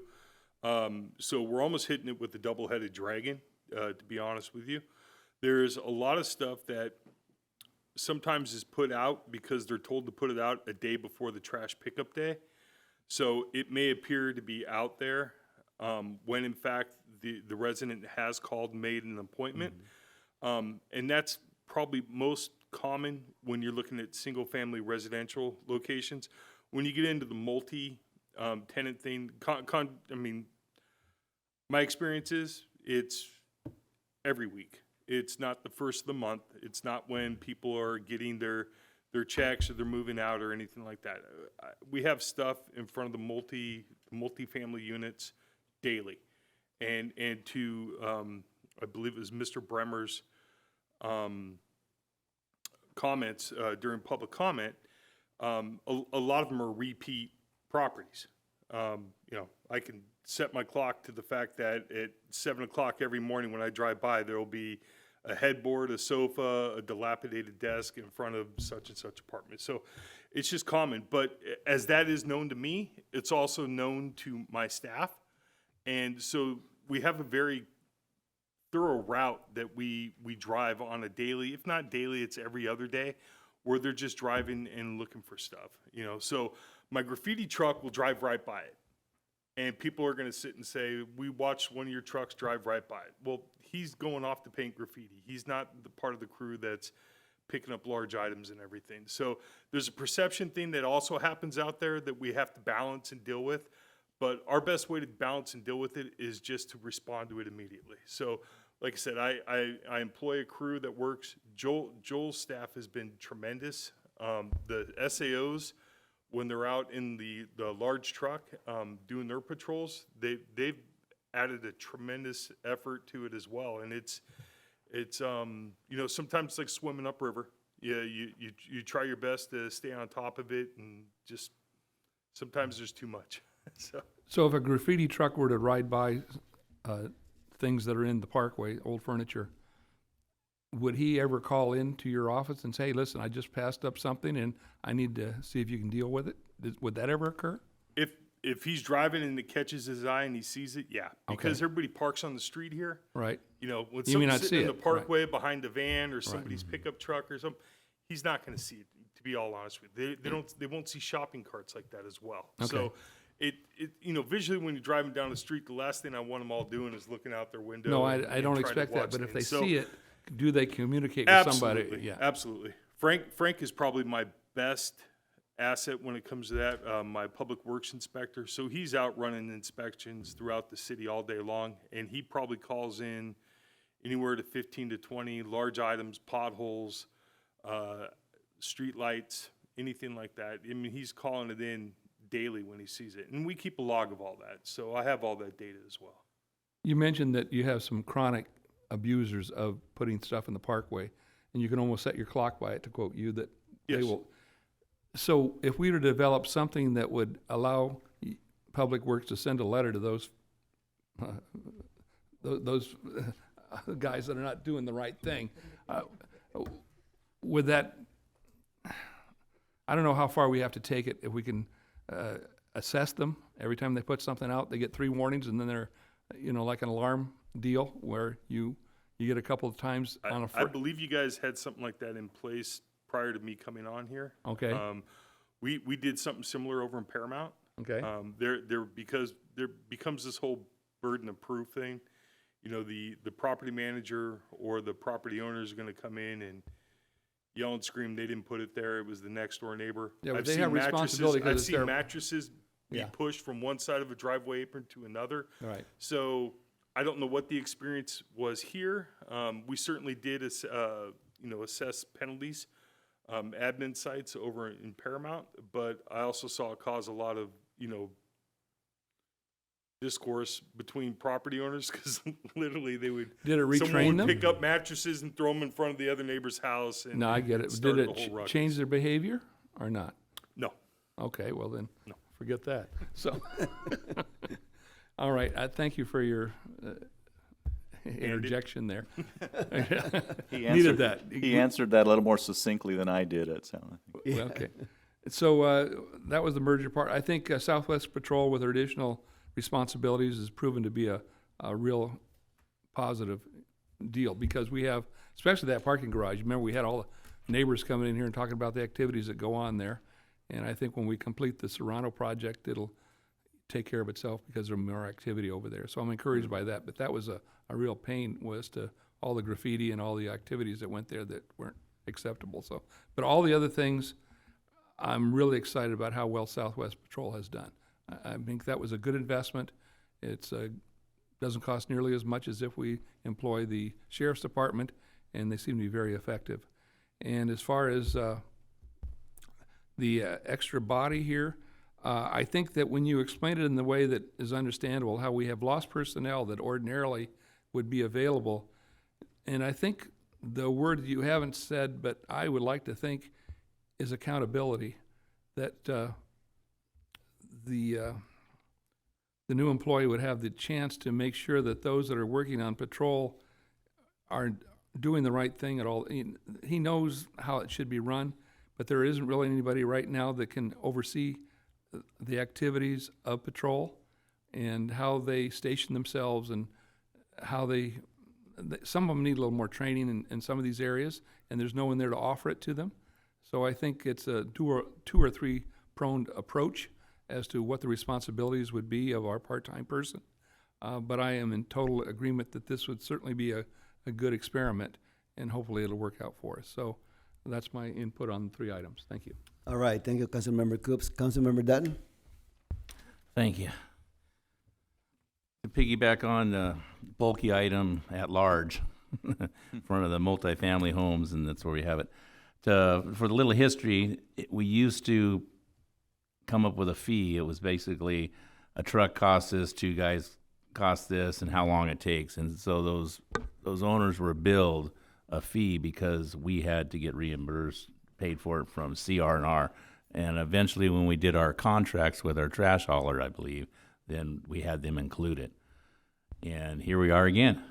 I don't know, maybe it's for another day. We need to have a study session, have the attorney look at it, because you're kind of responsible for your parkway, where at the end of the day, where does it come? Maybe, but it was pretty ugly because there was a lot of complaints from people back then when they got a bill for hauling away junk in front. Anyway, let's move on. Code enforcement, as a car guy, keep the gas pedal pushed on the floor. Keep on the gas. I think we're seeing improvements, just like the report that we had from our public safety director, Mr. Hockman. I think we asked a while ago to be a little more aggressive, and we're doing a little of that, and it's working really well. I see things. I think we can get better. It's something as this department evolved, as we moved it, and it's working. And like Mr. Hockman said, it's starting to mesh and starting to dovetail together.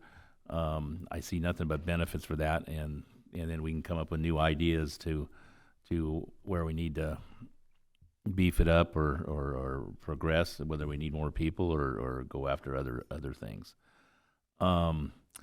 Southwest Security Service, the armed guards that we have. Joel, do you feel it's sufficient right now, or you see in the future there may be potential for the more economical security guard to do other things? I guess I would say for now, we're still just a few months in. I think it would just be let's continue to monitor and then reevaluate. And I guess partly it would depend on the concerns of that tier of problems that they address. And if we're feeling like we're getting better at that, that's a good sign. If we feel like there's still more and more needs for more and more lower level accountability, I guess. Right. And one of the reasons I like them is if anybody calls me about a problem, hey, somebody's sleeping in front of a church at night, and they're not there in the daytime, but in the middle of the night they are. Well, we email Southwest, and that becomes their assignment. And so they'll respond, and it'll be a priority for them. So there's lots of flexibility with using them to address whatever unique issues coming up. And they'll take a picture of it. Yep, that's the guy, Great. I'm always wanting to, you don't want to grow too fast. Because you can do the wrong thing, or then you have to start over, or you have to change in the middle of implementing something. But sure, and we let don't it evolve. We don't want 2 people doing a one-man job either. Exactly, so that's where growth would be. That's where I was going. With that, and then our liaison for it's checks and balances mainly, isn't it? For what's being charged and billed, and we know the SAO officers have a leader to dispatch them, but would the liaison be, with another set of eyes looking at code enforcement and where the security guards go to, or is it just sheriff? Well, the focus is absolutely patrol, sheriff's patrol, and it's more about individual performance. And so we'd look at a variety of documents that would suggest a pattern of doing well or doing poorly or somewhere in the middle. I mean, everybody can have off moments or handle a certain call not so well, but what's the pattern? And and we can do something about patterns. And in some cases, people that aren't performing over time, aren't working in Bellflower anymore because there's lots of movement potential within the sheriff's department, and that's something that is a tool that's been used. Would it be something that could be used for monitoring where deputies are writing their reports up and more of a where we need them to be visible and not hidden? Oh, you know what I mean. Yeah, I mean, there would be anecdotal. Or is that stepping over the boundaries? Well, okay. There would certainly be anecdotal discussions about those kinds of things, and one of my pet peeves is when you have say a robbery or something real bad happen, and everybody rolls from other cities, and we'll have kind of 8 or 9 units at say on one corner at one intersection, and my pet peeve is, okay, it's starting to cool down, and then you have the little sidebar over here with 4 or 5 deputies sitting around their SUV and talking, and really only 2 deputies doing the work, and it just seems to stay that way for quite some time. Would he be able to, monitor that, or if he's told, or? Well, in reviewing calls, the minutes, I mean, because right, the number of personnel responding to a call is recorded, and that is reviewable.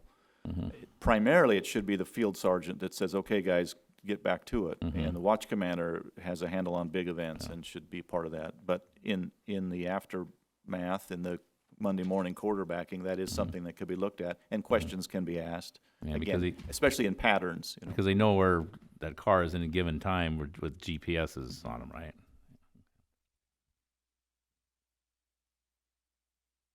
Yeah, I'm for it. I kind of did it more of a before with Du Bois, and also I believe is as a business owner and having management, you put somebody like someone comes into the organization that's more of a watchdog, just that being there and knowing what that person does keeps more deputies on, or in that case deputies on, attuned to what's going on, and there's less humans, they slough off when they can.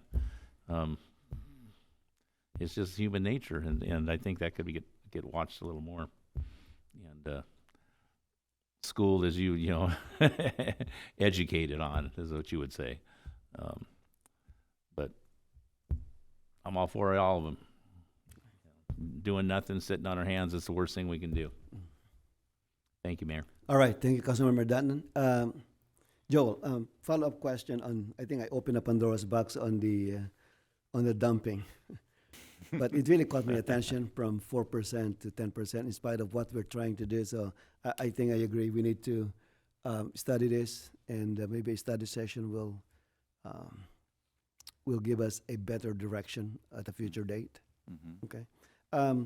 Regarding the code enforcement, I like the results of the first 6 months or first 3 months.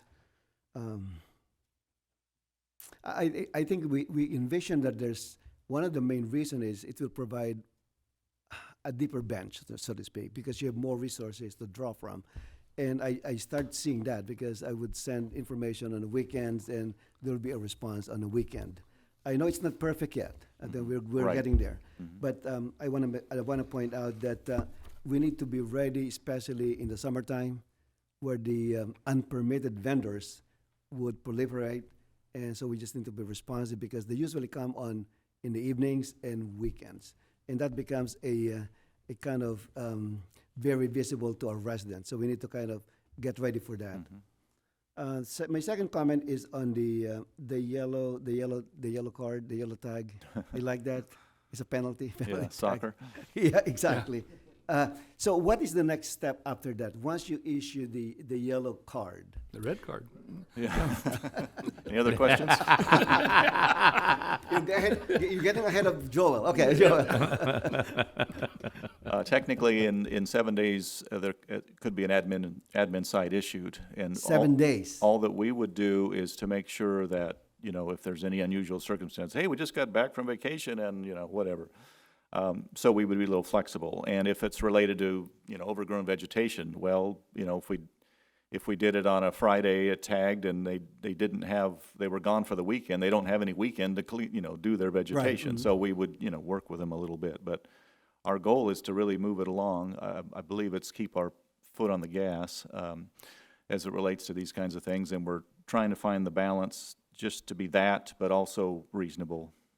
So setting the example of overgrown vegetation, so you give them a yellow card on let's say on a Monday. The next step is next week? We after would 7 days? we would re-inspect a week later. A week later, okay. And if it was still there, you know, we might knock on a door or whatever, or we could give them a citation. That is the process. And that's clearly stated on the yellow card.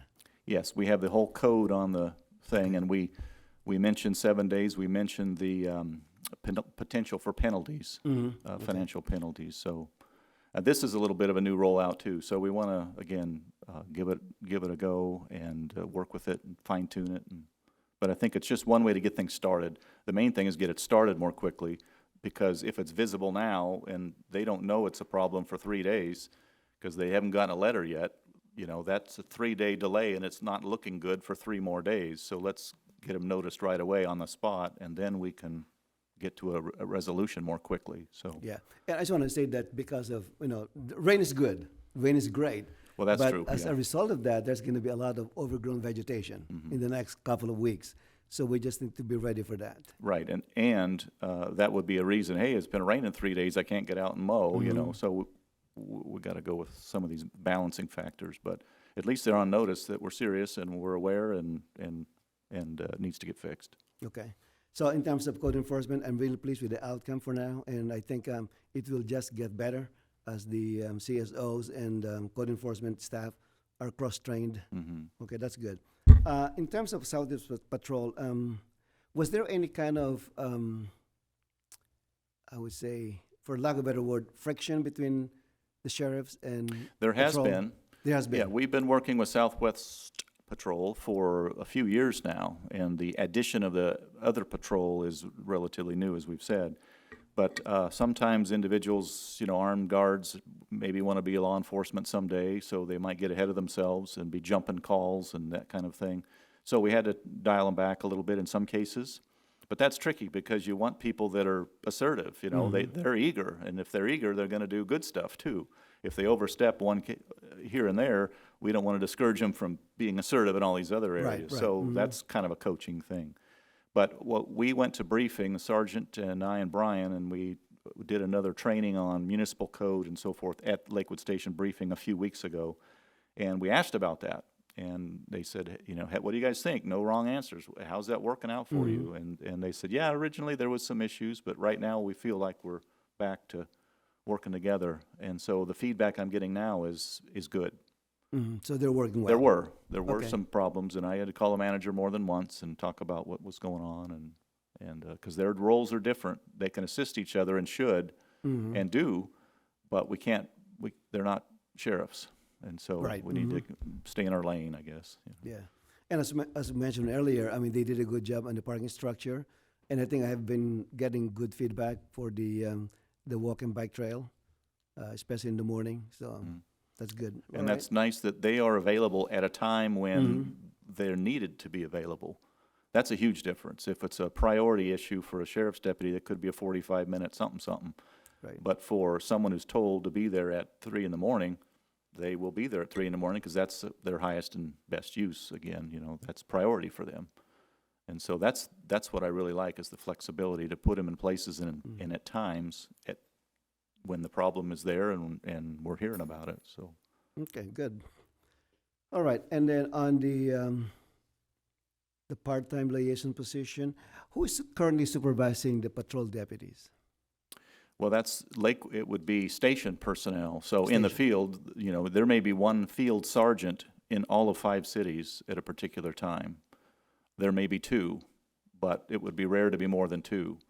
And, and so, and the watch commander would be involved in larger issues that would get a lot of attention, then that person would be calling some shots. And those are more dynamic and in the moment.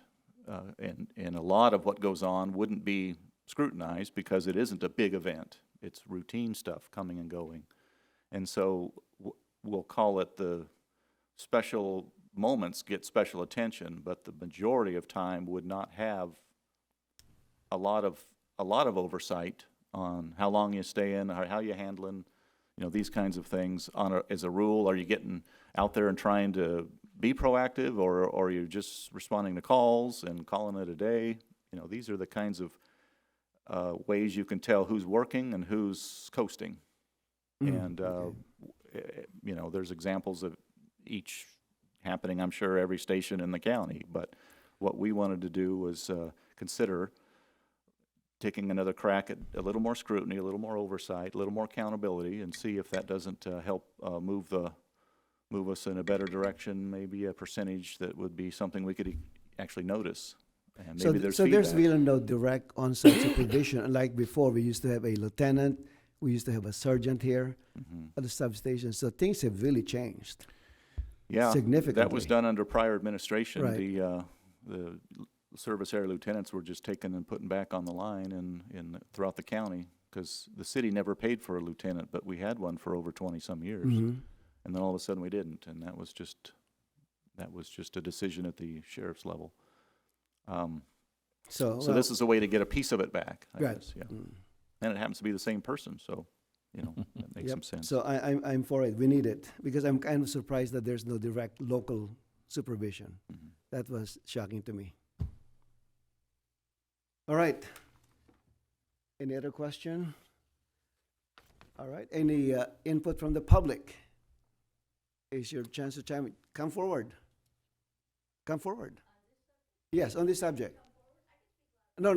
You have to be recorded, ma'am. Mrs. Palacios, excuse me.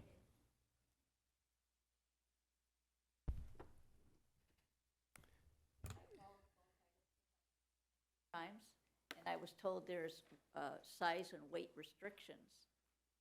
Like I called, pick up a chair, small chair, and a mattress. And So you call did do it. CRNR. I called the city number pickup, and they referred me to somebody. And they have these weight restrictions and size restrictions, and one person has to be able to carry it. That's what they told me. They did pick up the mattress. It was over the size. It was a queen-size mattress. They picked it up. But they told me there's size and weight restrictions, and no, we don't pick up everything. If it goes over this thing, it will be left. Mr. Garegi, do you have any? There's a stuffer that comes in your bill that shares that information. Yeah, True. Can someone put out chunks of concrete in their parkway to have it picked up? No. They're going to tell you, no, they can't pick that up. Have I ever known them not to pick up a chair or a mattress? No, they'll pick that up, as well as my guys. We do too, so.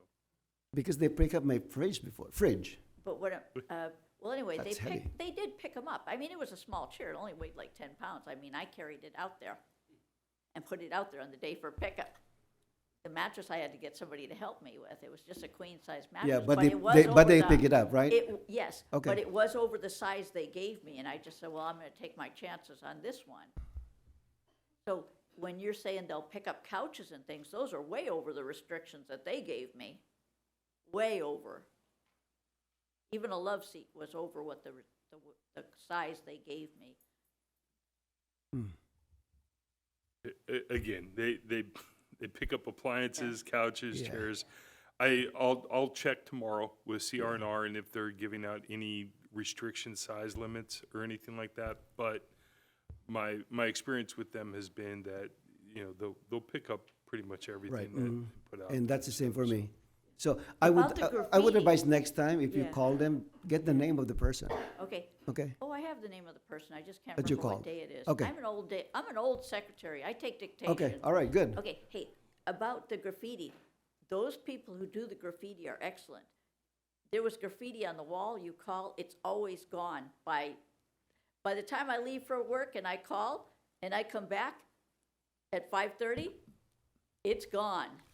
Those people are on it. My question is, how do you, because I asked them the same question, like, do the police coordinate with the graffiti removal people so that they know how many reports on one corner there are? Because we do have a problem there. And a homeless person told me we got a problem with gang members. The one group is the cornflakes. The CFs are the cornflakes. And I can't remember what he told me the BFPs were. They know. You know, because one guy walked up and said, "Are you a cornflake?" He says, "Do I look like a box of cornflakes?" And he says, "That's the CF you see." Like this morning, I saw on the corner of. Ma'am, do you have Colony any comments about the But- three items we were talking about? So let's, Yeah, so are they coordinating? Because yes, there are certain corners and areas that are having these problems. Public Works gets all the So- data. Yeah, so prior to our graffiti staff removing any graffiti, there's a photo taken, there's documentation to the locations, the size, that's all uploaded. A lot of times that's shared with the public safety staff, and they've been, over the years, been pretty successful in identifying some of the repeat monikers that appear out there. CF is just, one of the local tagging crews around here. So, there's a handful of them, but we do document each one individually prior to removing it, the location where it was at, the size of it, the amount of time that we spend removing it, because that's all part of our cost recovery, and it's also reported to the sheriffs. Yeah. So. Okay, all right. And we are always willing to receive videos. We've got a couple we're working on that we received over the weekend, videos that show suspects in action. So just know that in the public, you're welcome to send us any information you have along those lines. Wasn't CF Colonial Flores? Thank you. Not cornflakes. Well, Just a point of reference, last time I called large item pickup, they told me I had a twice-a-year limitation. Is that still in place? no. Not that I know of. Okay, it may have been a while since I last called, but Yeah. they told me I could only order large item pickups twice a year. From my experience, you call them 2 days before your regular pickup. No, Right? no, it's, Right. understand, before, No, but there's it no was only restriction. limited to twice a year pickups. No restriction. No, okay. One quick question on the Southwest Patrol. I've heard the reference that they're armed. Is that fully armed or like with pepper spray? Because the guys that I've talked to, I've never noticed them to be armed. So I just wanted some clarification on that. Mr. Rockman? We've got both kinds of guards. We have those that are armed, the ones driving around doing all the patrolling and dealing with people, detaining people. Those are armed, fully armed. Then we have others that are like a fixed post, more like in the parking structure and so forth, unarmed, cheaper. Thank you.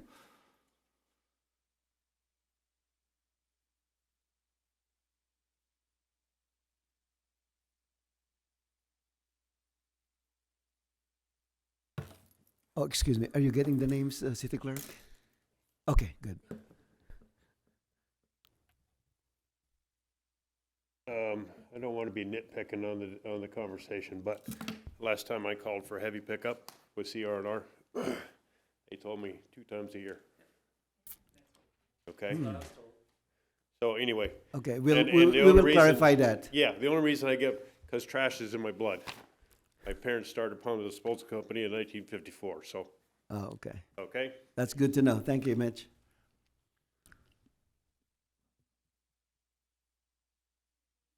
Hi, Priscilla, welcome back. Priscilla Brown, thank you. You picked a good one. I haven't been around, I know, I haven't been around in a while.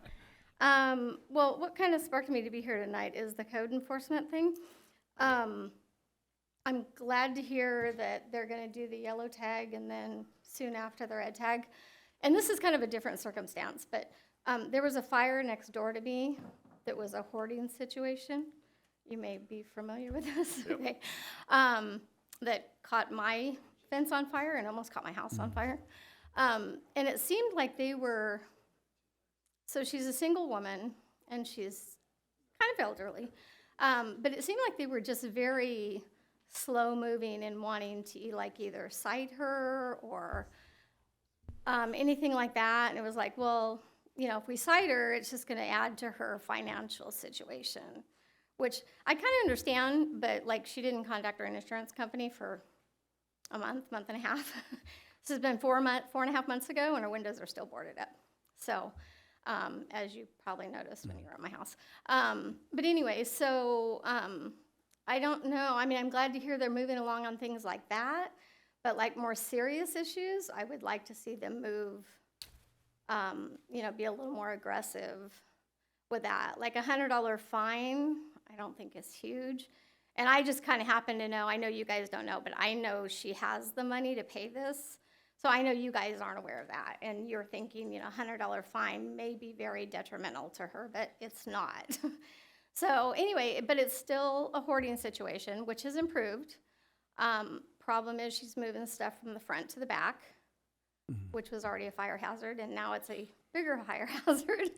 So anyway, I mean, I'm glad to see that's more aggressive, but maybe on situations like this, I would like to maybe see a little more aggressive moves. I know it's been pushed forward past code enforcement, that's what I've been told. But anyway, just to maybe, I even told him if you just kind of, she's the person that she won't do anything unless you move her along to do it. As long as you're just gonna visit her and go, okay, that's fine. She's not gonna do anything. But like I said, I know that because I personally know her.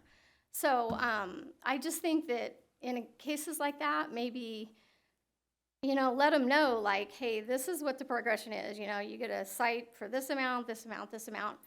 Then it goes on to, like, whatever, I don't even know, you can take their property or you can, you know, pay someone to clean it up and charge them or whatever. Maybe if you, like, presented that in the beginning and let them know, like, these are the steps we can take if you don't get it done. Maybe things like, in her case, would progress her, just push her, give her a little more push. And I think that's finally what was done, and maybe she is pushing a little faster. So I guess things are being done inside now because I think her windows are finally going to have to be, she would probably just leave them like that if the city let her, to be quite honest. She would probably just live like that. But anyway, so, and the issue of her moving the stuff from the front to the back is a huge issue. And I think the city is kind of handling that like it's not a visual hazard that the city can see, but it's a fire hazard in the backyard. Even though you guys can't see that, it's huge. It's a huge fire hazard. And now we had the one fire, I'm seriously worried about my property because it came within inches of catching my house on fire because of her hoarding conditions. Because it was a stack of stuff that caught on fire and then just, you know, kind of went from there. But anyway, so I don't know, maybe just kind of push them along as to just presenting to them what could happen if you don't do things within 15 days, 30 days, whatever it is. That might help in a situation like this. So Okay, anyway. I think Mr. Hockman has the address. And in that kind of I think situation, he's familiar with that. and in that kind of situation, Priscilla, in that kind of situation, if you give permission to our code enforcement, they can look over the fence from your property. From your property. Now, No, I'm just saying. So okay, no, I mean, that can be done. You let them in your backyard. Yes. I am totally Right. I'm totally willing to do that. So that's allowed. Okay, I've sent pictures. Yeah, I okay. communicated a little bit with Brian. So there's nothing that will prevent them from looking, even if it's in the backyard, as long as you allow them. they Oh, can I'm look- totally they can- willing yeah, to they let can them look do over. So that because, Joel will contact you on that. yeah, Okay. I'm totally willing to do that because it's a huge fire hazard back there. And as long as they allow her to move it from the front and, you know, the inside. So she's just moving stuff around and it's not preventing anything, any fires in the future. So, Okay. yeah, if you want to contact me on that, Joel, All right, thank you. I'm writing it down. All right, very good.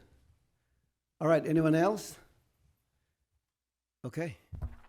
Gentlemen, I think it seems like we have a consensus here from the comments I heard. So would you like one motion for all three discussions? We don't need a motion, we just need direction. Yeah.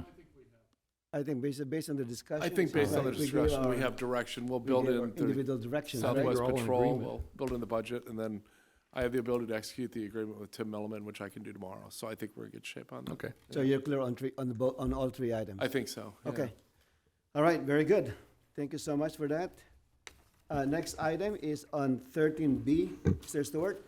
Another item where we'll need some council direction. This is consideration of possible action to provide direction for the design and use of solar-powered pedestrian safety lights on the MTA Bike Trail and Palm Street Park. And Mr. Gurecki will have a staff report for you. Mr. Mayor, I need to dismiss myself. I have a property within this project, and so I'm going to leave the room accordingly. It's been a while since we have a recusal. Well, it's a very long right-of-way, you see. Okay.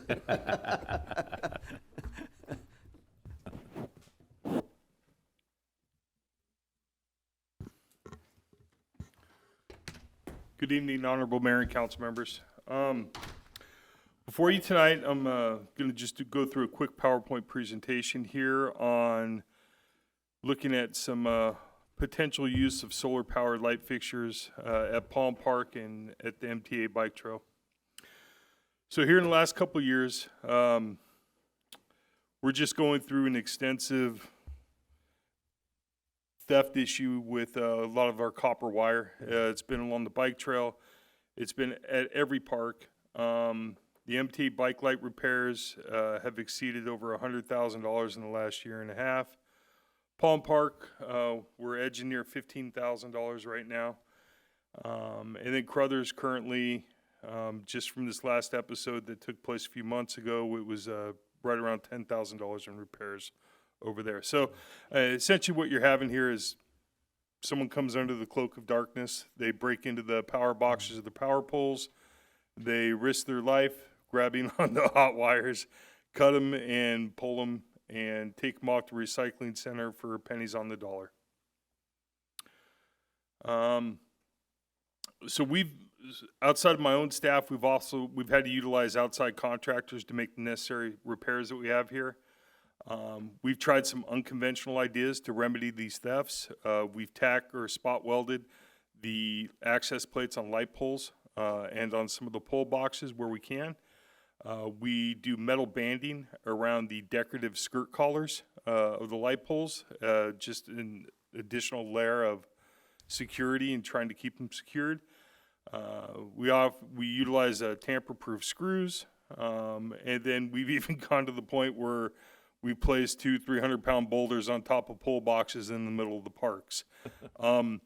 Sometimes it works, sometimes it doesn't. I've seen the boulders move before, and it's just I was just talking earlier today. What really seems to be the issue here is the all the powerless or the cordless battery-powered grinders. That's really making it easy for them to get through some of this stuff, and they just come out and they hit it real quick and they're off and running.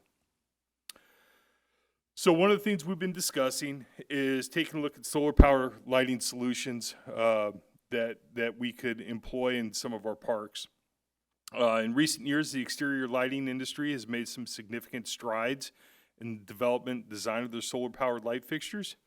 The largest benefit, obviously, is there's no need for a hardwire electrical. There's lower operating cost, and they essentially become useless to thieves, so they don't mess with them anymore.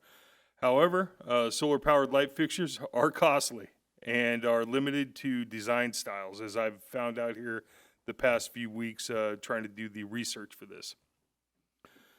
So we worked with Willdan Engineering as well as South Coast Lighting to assess the lights on the MTA Trail and the Palm Park to provide an option for converting the existing light fixtures to solar power, as well as finding the comparable solar powered light fixture. Now, I'll be the first one to tell you I can walk into Home Depot and find a solar powered light for a couple $100. All right, they're all over the place. I can find them anywhere.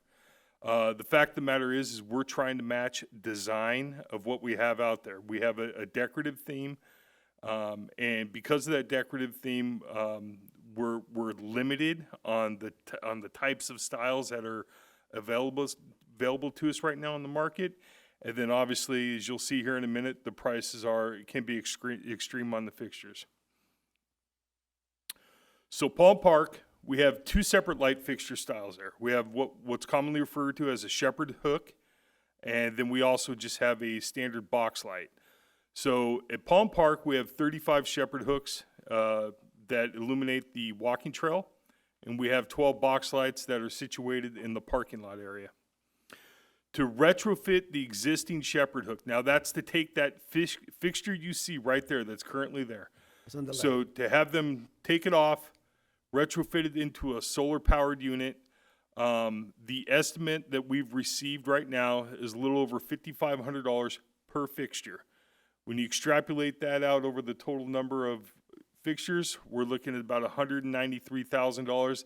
That is just for the light retrofit. It does not include the installation or anything of that sort. So they found a similar fixture that they can do, but it would require the use of a new pole. It's a little less. It's around $4,200 a fixture.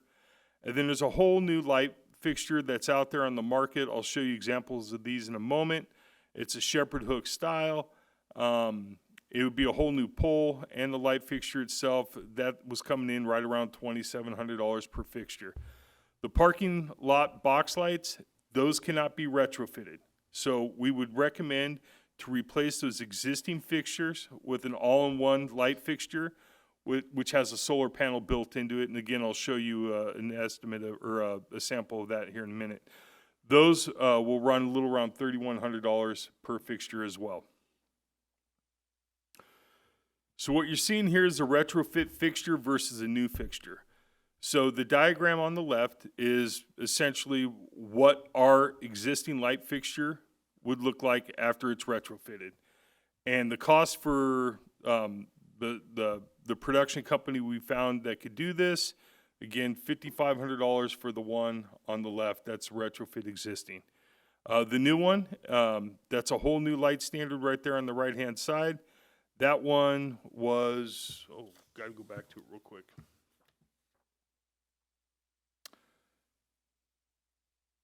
That one was the one that would come in around $2,700.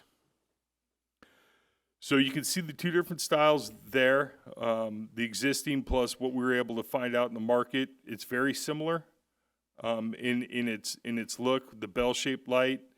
Either way, you're going to have the solar panel hanging above it because of the shepherd hook light, and it would attach onto the existing vertical poles. This is just kind of, I was trying hard with the vendor to find some diagrams that they have, but here's an example of where they've employed or deployed the shepherd hook lights in the neighborhood. This is somewhere in Florida, I believe. You can kind of see kind of a daylight look at the light. Obviously, you can get a grasp of the size of the solar panel that will sit above the actual hook fixture, as well as a nighttime look where you can see how they do illuminate the street there at nighttime. A new parking lot light solar fixture. Again, right here, this is more of a diagram. It's not a real picture, but you can see. So the light is essentially a flat box top. The top side of it will have a solar panel on it, and then the light illuminates underneath it, and it can be fit onto a Cobra head fixture like this, or it could also be fit onto the fixtures that we currently have over at Palm Park. The MTA bike trail, there's only one light fixture style out there. It's a shepherd hook. It would be the same exact thing that we're looking at over at Palm Park. The existing pole, or the retrofit using the existing pole with the $5,500 price tag, would come in at a little under $800,000. The same retro using a new pole, and the difference between a new pole and an old pole is a new pole would come designed to handle the weight load of that fixture itself. The existing poles right now are not engineered to handle the weight and the wind load for it, so there would be some additional improvements that have to be made to the existing pole. A new light fixture, similar to what I showed you earlier, $2,700 price tag. We're looking at $385,000 total for that as well. This is on the bike trail. And again, it's just, I just threw it up here one more time for you so you can see what the retrofit look would be compared to what the new pole, the new light would be. And, you know, you're probably looking at almost a $2,800 difference in those lights right there. So ultimately, I'm bringing this before you tonight because I thought it was just due time to have a discussion about solar lights. So, I've certainly, what I've tried to do is retrofit or find something as close to the style that is out there right now.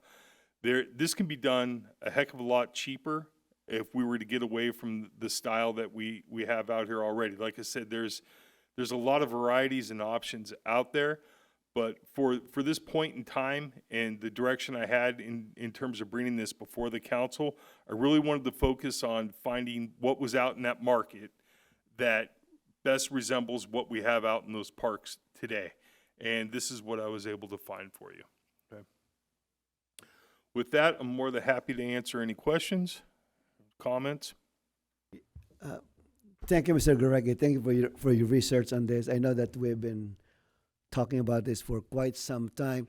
Can you go back to the comparison, the one before this? The cost comparison? Is that the one you're looking for? No, the cost. There you go. Okay. So does do the price here include installation? No. This is just the materials. This is just the retrofit of these lights. That is just the cost per fixture. Okay. Now, when it comes to retrofit, oh, no, wait. If we were to install the new lighting, so we're going to take out the old fixtures. Correct. Is there any market for that? Can we resell it? I never say never, right? Okay, but there's a chance. I could look. I could look at. It could be and see minimal, if there's a but way to surplus. be an So because it's public property, we'd have to surplus it. surplus it. Yeah. Okay, I Correct. see. And then can you show the light in the MTA? There you go. So because I noticed that there's this kind of shade. It's a deflection shield. Yeah, yes. especially in the where the mobile home park is. Correct. So if we install the new lighting, are we gonna add this thing here? Yeah, to yeah. deflect the light? That's a simple. So that will addition. add more cost to it eventually. Yes, perhaps. I mean, But it, something that we need it would to be nominal, but yes, it would probably be a little more cost. Can it be something? Can it be done in house, or it has Well, to be done? Probably not. ultimately, the reason why I haven't tried to price this out is I'm hoping if we were going to do something like that, I can utilize my in-house staff to do these installs. So Okay. this is a fairly simple install. Mm-hmm. It's a matter of pulling the existing head off and putting the new head on. And for me, I'd like to certainly give it a crack with my crews in-house before I try to farm something like this out to a contractor or a vendor to do. Okay, Yeah. I see. All right, fair enough. Councilmember Dutton? Yeah. So with the new pole is the pole all the way in the ground. Correct, yes. Okay, and then if we're going to retrofit it for the $1,300 more, the $5,500 one, that's when your guys would do the install. Or Yeah, could they do so- both installs? So what you have here is on the retrofit light, right? If we kept the same pole and just retrofit that fixture, Right. the cost is $5,500. And your guys can do the So labor. if we retrofitted the fixture and then also utilized a new pole, it's actually $1,300 cheaper because there's no additional engineering that has to be attached to the existing pole. But would you do the installation of the new pole in-house? Or Yes. a condo? Okay, got it. Okay, that's where I wanted. That's the question I wanted. When we used to pay for lights, when they all used to work on the MTA right away there, do we have a clue what the electric bill was at that time? Was it? Yeah, so there's actually, I was just talking to finance about this earlier today. So luckily, just last year, they consolidated all of the accounts on the bike trail into basically one account number, and they're able to track it right now. And now remember, we went to an LED conversion a couple years ago with that's Climate right. Tech Yeah, out there that's and right. stuff. Yeah. So our cost for the bike trail per month on average is probably somewhere between $800 and $1,000 in electrical costs when you look at all of them. We'll be all dead by the time it pays back. Yeah, there's not a lot of payback on these decorative ones. We'll cross that one off right now. Don't need to use that. For Yeah, this is probably some of the most impressive sticker shock I've had for such a small item in quite a while. But. And your illustrations and your photos and stuff. We're gonna keep them in the same height? Or are we gonna if we put the new pole in, the new pole design, would it be the same height? Yes, I would try to keep everything the same height. Yeah. It may be off by a foot or so, but it'll be relatively similar. And if we choose a new pole, we would go with the same green that's out there, or that's for discussion. We can get them in any color, I guess. The green's an issue, just because it requires a custom paint. It's not a standard. The standard going to be the gunmetal gray and the black. That's what's standard. Okay, then the existing ones have a cladding on the base as a cladding base. Yeah, they have a fluted base. Fluted collar. That's what decorative base. Yeah, I guess that's what I'm banding these days too. So you're banning those too, huh? Yeah, I'm banding everything out there. So basically, a retrofit one would just be a round pole in the ground. Then, same correct. height. Got it. Okay, that's my question. And then I'm assuming it's that the solar version has the same brightness intensity and longevity. Yeah, you can. So you can order them at different looms, obviously. I would utilize something that's comparable. Probably what we do is do a follow-up lighting study, just to kind of gauge which one we think will fit the best. For the bike trail, you just want it to be really kind of straightforward, straight down. We have so many of them out there. I have 140 of those lights out there. They're every. But no one's complaining about the intensity. They're already retrofitted with LEDs, which is measured. Because again, they're very directional. They have the shields on them and they point straight down. Gotcha. So Palm Park, there's no shields on them or anything like that. But I think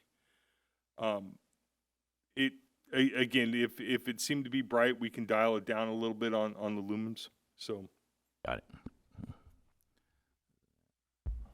Okay, that's all I have. All right, thank you, Councilmember Danton. Councilmember Sanchez. Mr. Mayor, I have no questions. Mr. Councilmember Dutton asked the one I had, which was on the brightness level. I'm good. So it's all about the money now, huh? Yeah, I know. No, I have a question about how long will the charge last? How many hours? Okay, so let's talk about the cheap Home Depot ones, right? No. I have a couple of those Okay. that are currently over at the 91 freeway in Bellflower Boulevard on the walkthrough over to Beach Boulevard.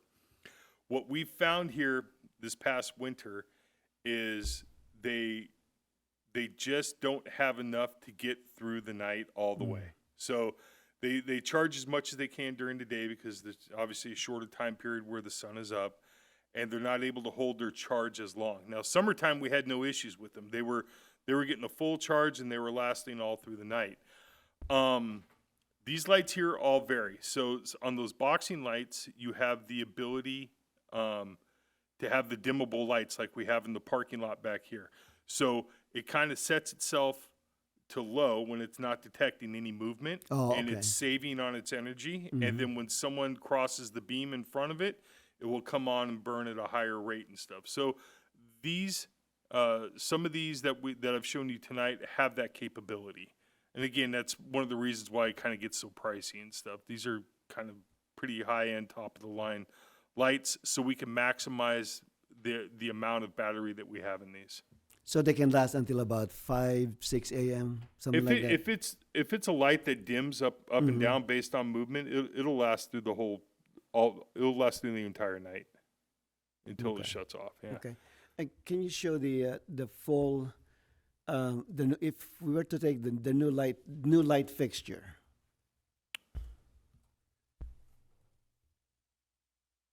How about the base? How will the base look like On the new one?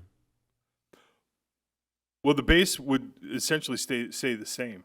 Same as the Yeah. current So one. only if I have to Oh, not as utilize the a current new one. pole Oh, okay. would the base change. Mm. I'm sorry to butt in, but the way I took it, that was my question too. It's just gonna be a round pole on a welded, bolt-on base No, or whatever. if we're gonna retrofit onto retrofit, okay. onto No, an my existing question pole- is the new one. The new He's one. asking new one. Totally new. The one on the right Yeah. The new one, yes. How would be the on a base new look pole. like? Excuse me.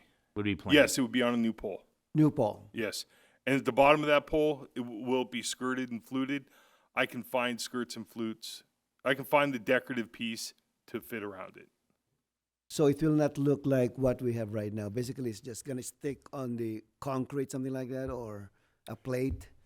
It sticks onto a plate, and then there's the skirts that will The go around. decorative Right thing? now, like I said, we have the decorative bell skirts, and I can find a similar skirt to fit on any new pole. They make them in different Okay. diameter sizes. But that's not part of the cost yet. No, it's Doesn't get not. it. Okay. Yeah, we're just talking about light Okay, all right. fixtures Yeah. here I'm tonight. just trying to add up all these things. I'm really just trying to get this light fixture issue in front of you so you can see what we're faced with here. And color's extra too. What do you call that green? Like an antique green. Yeah, it looks Some- pretty antique these right. days. Yeah, Okay. it's fade. It's a Kinda lot, blue. lot of fade to it. So, now, but at this point, I'd be open to trying to find some different styles that do not match what we have out there existing, and get some additional pricing and cost for you, and bring it for you guys. But like I said, really tonight, what I was focusing on was trying to show you something to match what we have out there. Okay, can you bring back again the cost comparison among the three options? There you go. That's a big price difference between 100,000. 773 and 385. Am I reading it correctly? Big price difference? Yeah. Oh, yeah. 385. Where do you see Almost 400? 385? The bottom, the new light fixture. New fixtures. Oh, the Shepherd's. Okay, you're right. Yeah. Mhm. Okay. What's the one above it? The 588 one. What pole is that? That's the retrofit light on a new pole. Oh, retrofit on a new pole. Okay, got it. Versus a retrofit on an existing pole. Okay. So existing poles really makes it more expensive to use Yes. the current one. Okay, that's the bottom line. Seems like the 385 is the way to go. That's what I'm I getting. think there's money left over for the cladding. Or you're- in terms of benefits, if I look at, let's say for the sake of discussion, we take the 385, we spent 125,000 already for just the Yeah. the stolen, Repairs. the stolen Those are the copper. ones that I noted. Yeah, so How much of the bike trail is actually electrified right now? Everything. Oh, it From is what I- lit. It's lit one yeah. end to the other? it's back. Okay, all it's back. It's all back from, fixed. from one way back. to the end, it's okay. Palm Park, not so much. Gotcha. So when was the last time they stole copper out of the bike trail? Been a while, or? Lunchtime 2 weeks ago. Seriously, my guys were collaring the last 3 poles down by Crothers, Uh-huh. and they left them uncollared and went and got a bite to eat, and they came back and someone got in there. Yeah, they were gone for about 30 minutes. Our fault for not locking it up, obviously, but. Mr. Mayor, quick question. Councilmember Sanchez, yes. Len, where else do we have these shepherd hooks other than Palm Park and the bike trail? Public parking lots. It's a pretty common theme for us. Is it? Yeah, in most of our parks. So some of our parks are kind of hodgepodge still a little bit. But I'd say anything that we've done here in the last, probably 15, 20 years has a decorative component like this to it with the shepherd's hook. Okay, that makes more sense. No, because I would be open to seeing a different version at a lower price point, even than the 385. Just seems like a lot of money to spend on. But even downtown has that kind of look also. I know. If you look at the lights on downtown. Would they still? I mean, we could still do the skirts, right? That would Yes. give it a similar vibe. It would just be the top that would be. The skirts are an easy thing for us to do. I would just have to get the pricing for them. They're probably a couple $100 per pole.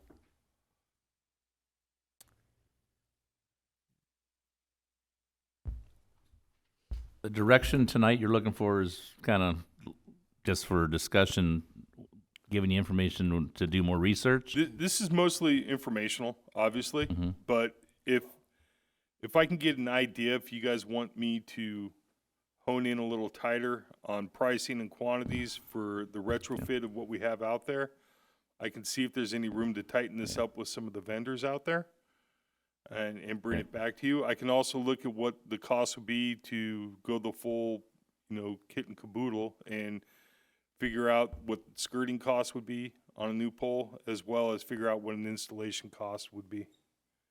Well, to me, unless the skirting of the new light fixture is going to be prohibitive, I think 285 is a good deal. Yeah.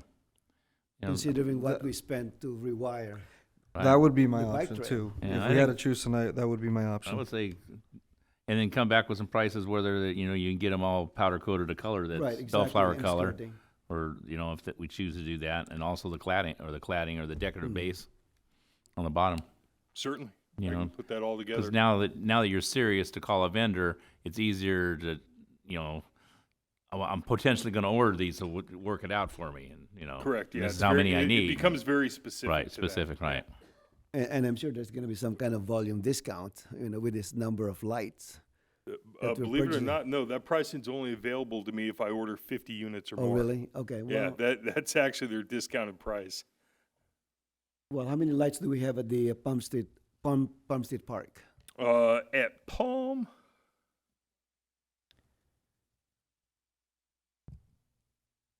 I have 35 of the shepherd hooks. 35. Okay. On that note, there was a comment made about maybe not enough sufficient lighting in there. Could we add a few more? Excuse me? There was a comment kind of made about insufficient lighting there. Could we add some more to Palm Park? That's the beauty of solar lights. Yeah, Right. we can. I can add more in there if that's something we wanted to look at down the line. Or more looms in a light. Or that, yeah. Yeah. Just a little bit of lighting. You could take the lights that face towards the Caltrans property and make those the higher looms. And also, one of the things you can do with some of these lights is you can actually kind of angle them. Okay. So they're angled away from the residential, flowing more out towards the park itself versus the lights against the Caltrans property coming back. We could dial those down a little bit. So. Okay. Before we give staff direction, is there anyone in the public who would like to speak on this item? You've been waiting patiently. All right. So are you okay with for staff to look into the new lighting? To investigate Oh, yeah. that? Okay. I think that's the right way to go. All right. All right. Thank you Look very at the much. new lighting, powder coated skirts, and the whole shebang. Yep. All right. Very good. And a few more. Sure.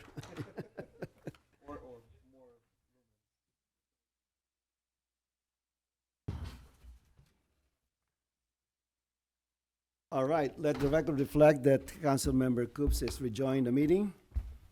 We're now on item Consent calendar. consent. All right, item 14. Anyone who wants any conflicts on the consent calendar? No conflict, Mr. Mayor, but I'd like to pull item D. Item D, all right. Councilmember Coops, any conflicts? No, I'm You good? okay. Okay. You want to pull any item? No, I Nope. have nothing to pull. Councilmember Dutton? I'm good. You're good? All right, Councilmember Sanchez. Thank you, Mr. Mayor. On item 14D, this item was an item presented to us at the League of California Cities. It's a ballot that's qualified for the November 2024 election. It's definitely a high risk for not just us, but any local entity with the future of being able to implement local government taxes and fees and our revenue sources to be able to do our improvements like the ones we just talked about this evening.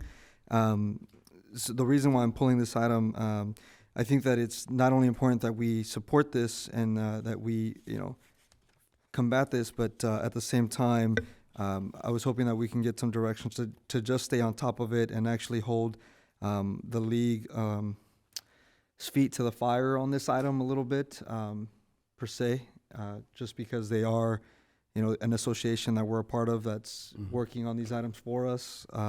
I hope that we can just stay on top of this item, because when it comes to us in 2024, it can definitely be detrimental to our success and the entire state of California.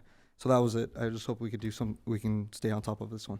Thank you, Mr. Mayor. Thank you. I'm sure that staff will keep their ears to the ground on this. All right, thank you. Councilmember Dutton. I mean, for the consent calendar? You want to move motion or? No. Move the consent I calendar. move the consent calendar. Okay. Yeah. Second. I thought you had a question. Who will do it? Councilmember Coops, seconded by Councilmember Dutton. Okay. All right, roll call, please. Councilmember Sanchez, Aye.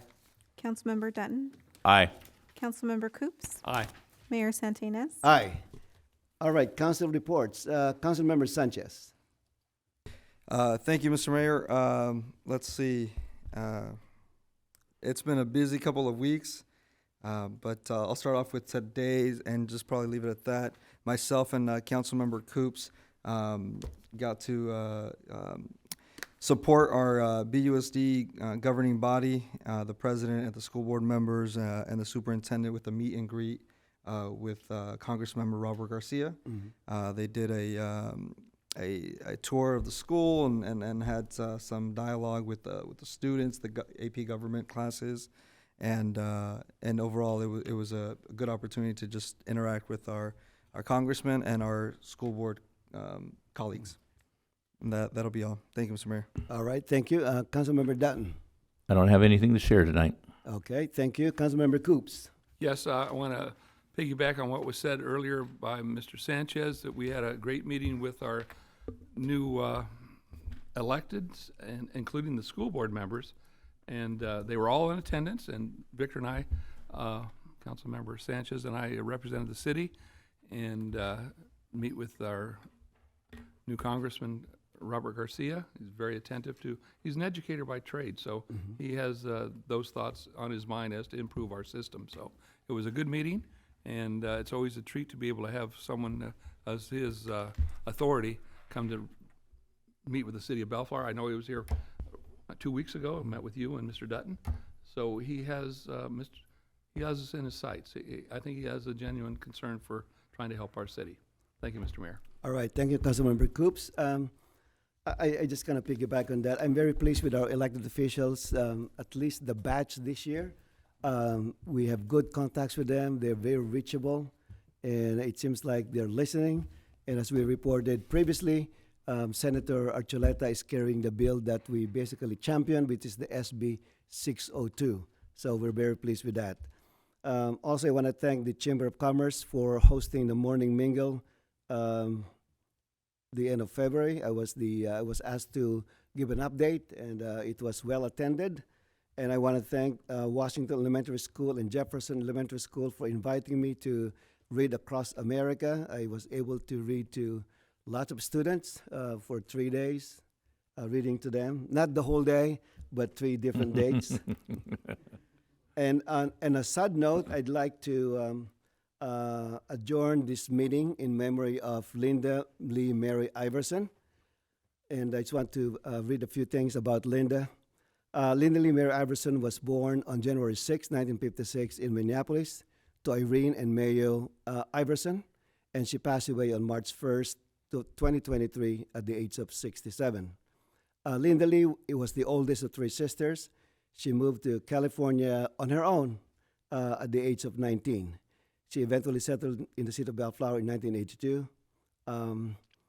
She started working as a truck driver in the area, and then she took classes at Syracuse College and LA Trade Tech to earn her journey level certification, which landed her a position as electrician at DWP, where she worked for 14 years, doing maintenance, investigation, which she enjoyed the most.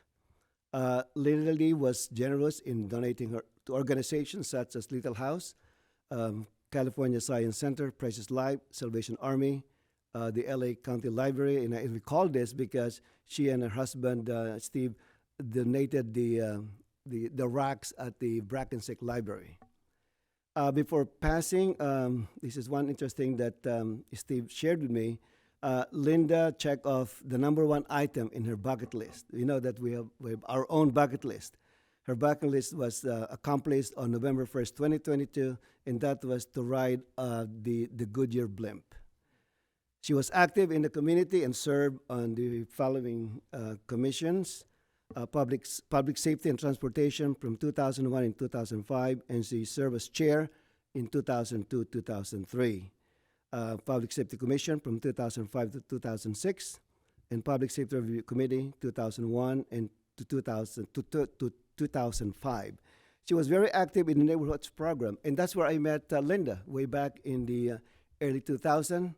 And when I met her, I think it was she had a Neighborhoods program meeting at their driveway. That's where I met them, and it was the beginning of a good acquaintanceship and friendship. She would drive me around, especially during campaigns, and I was sharing with Councilmember Danton that she took me to that bar across the joint forces. I mean, there's just a lot of truckers. So now you know why, because she used to be a truck driver. And one thing that and that acquaintance led to me joining the campaign for Dorothy King in 2001, and I guess the rest was history. One thing that I will always remember from Linda was, and I think she learned this from her aunt. They bought a lot of properties, and they're all in Bellflower.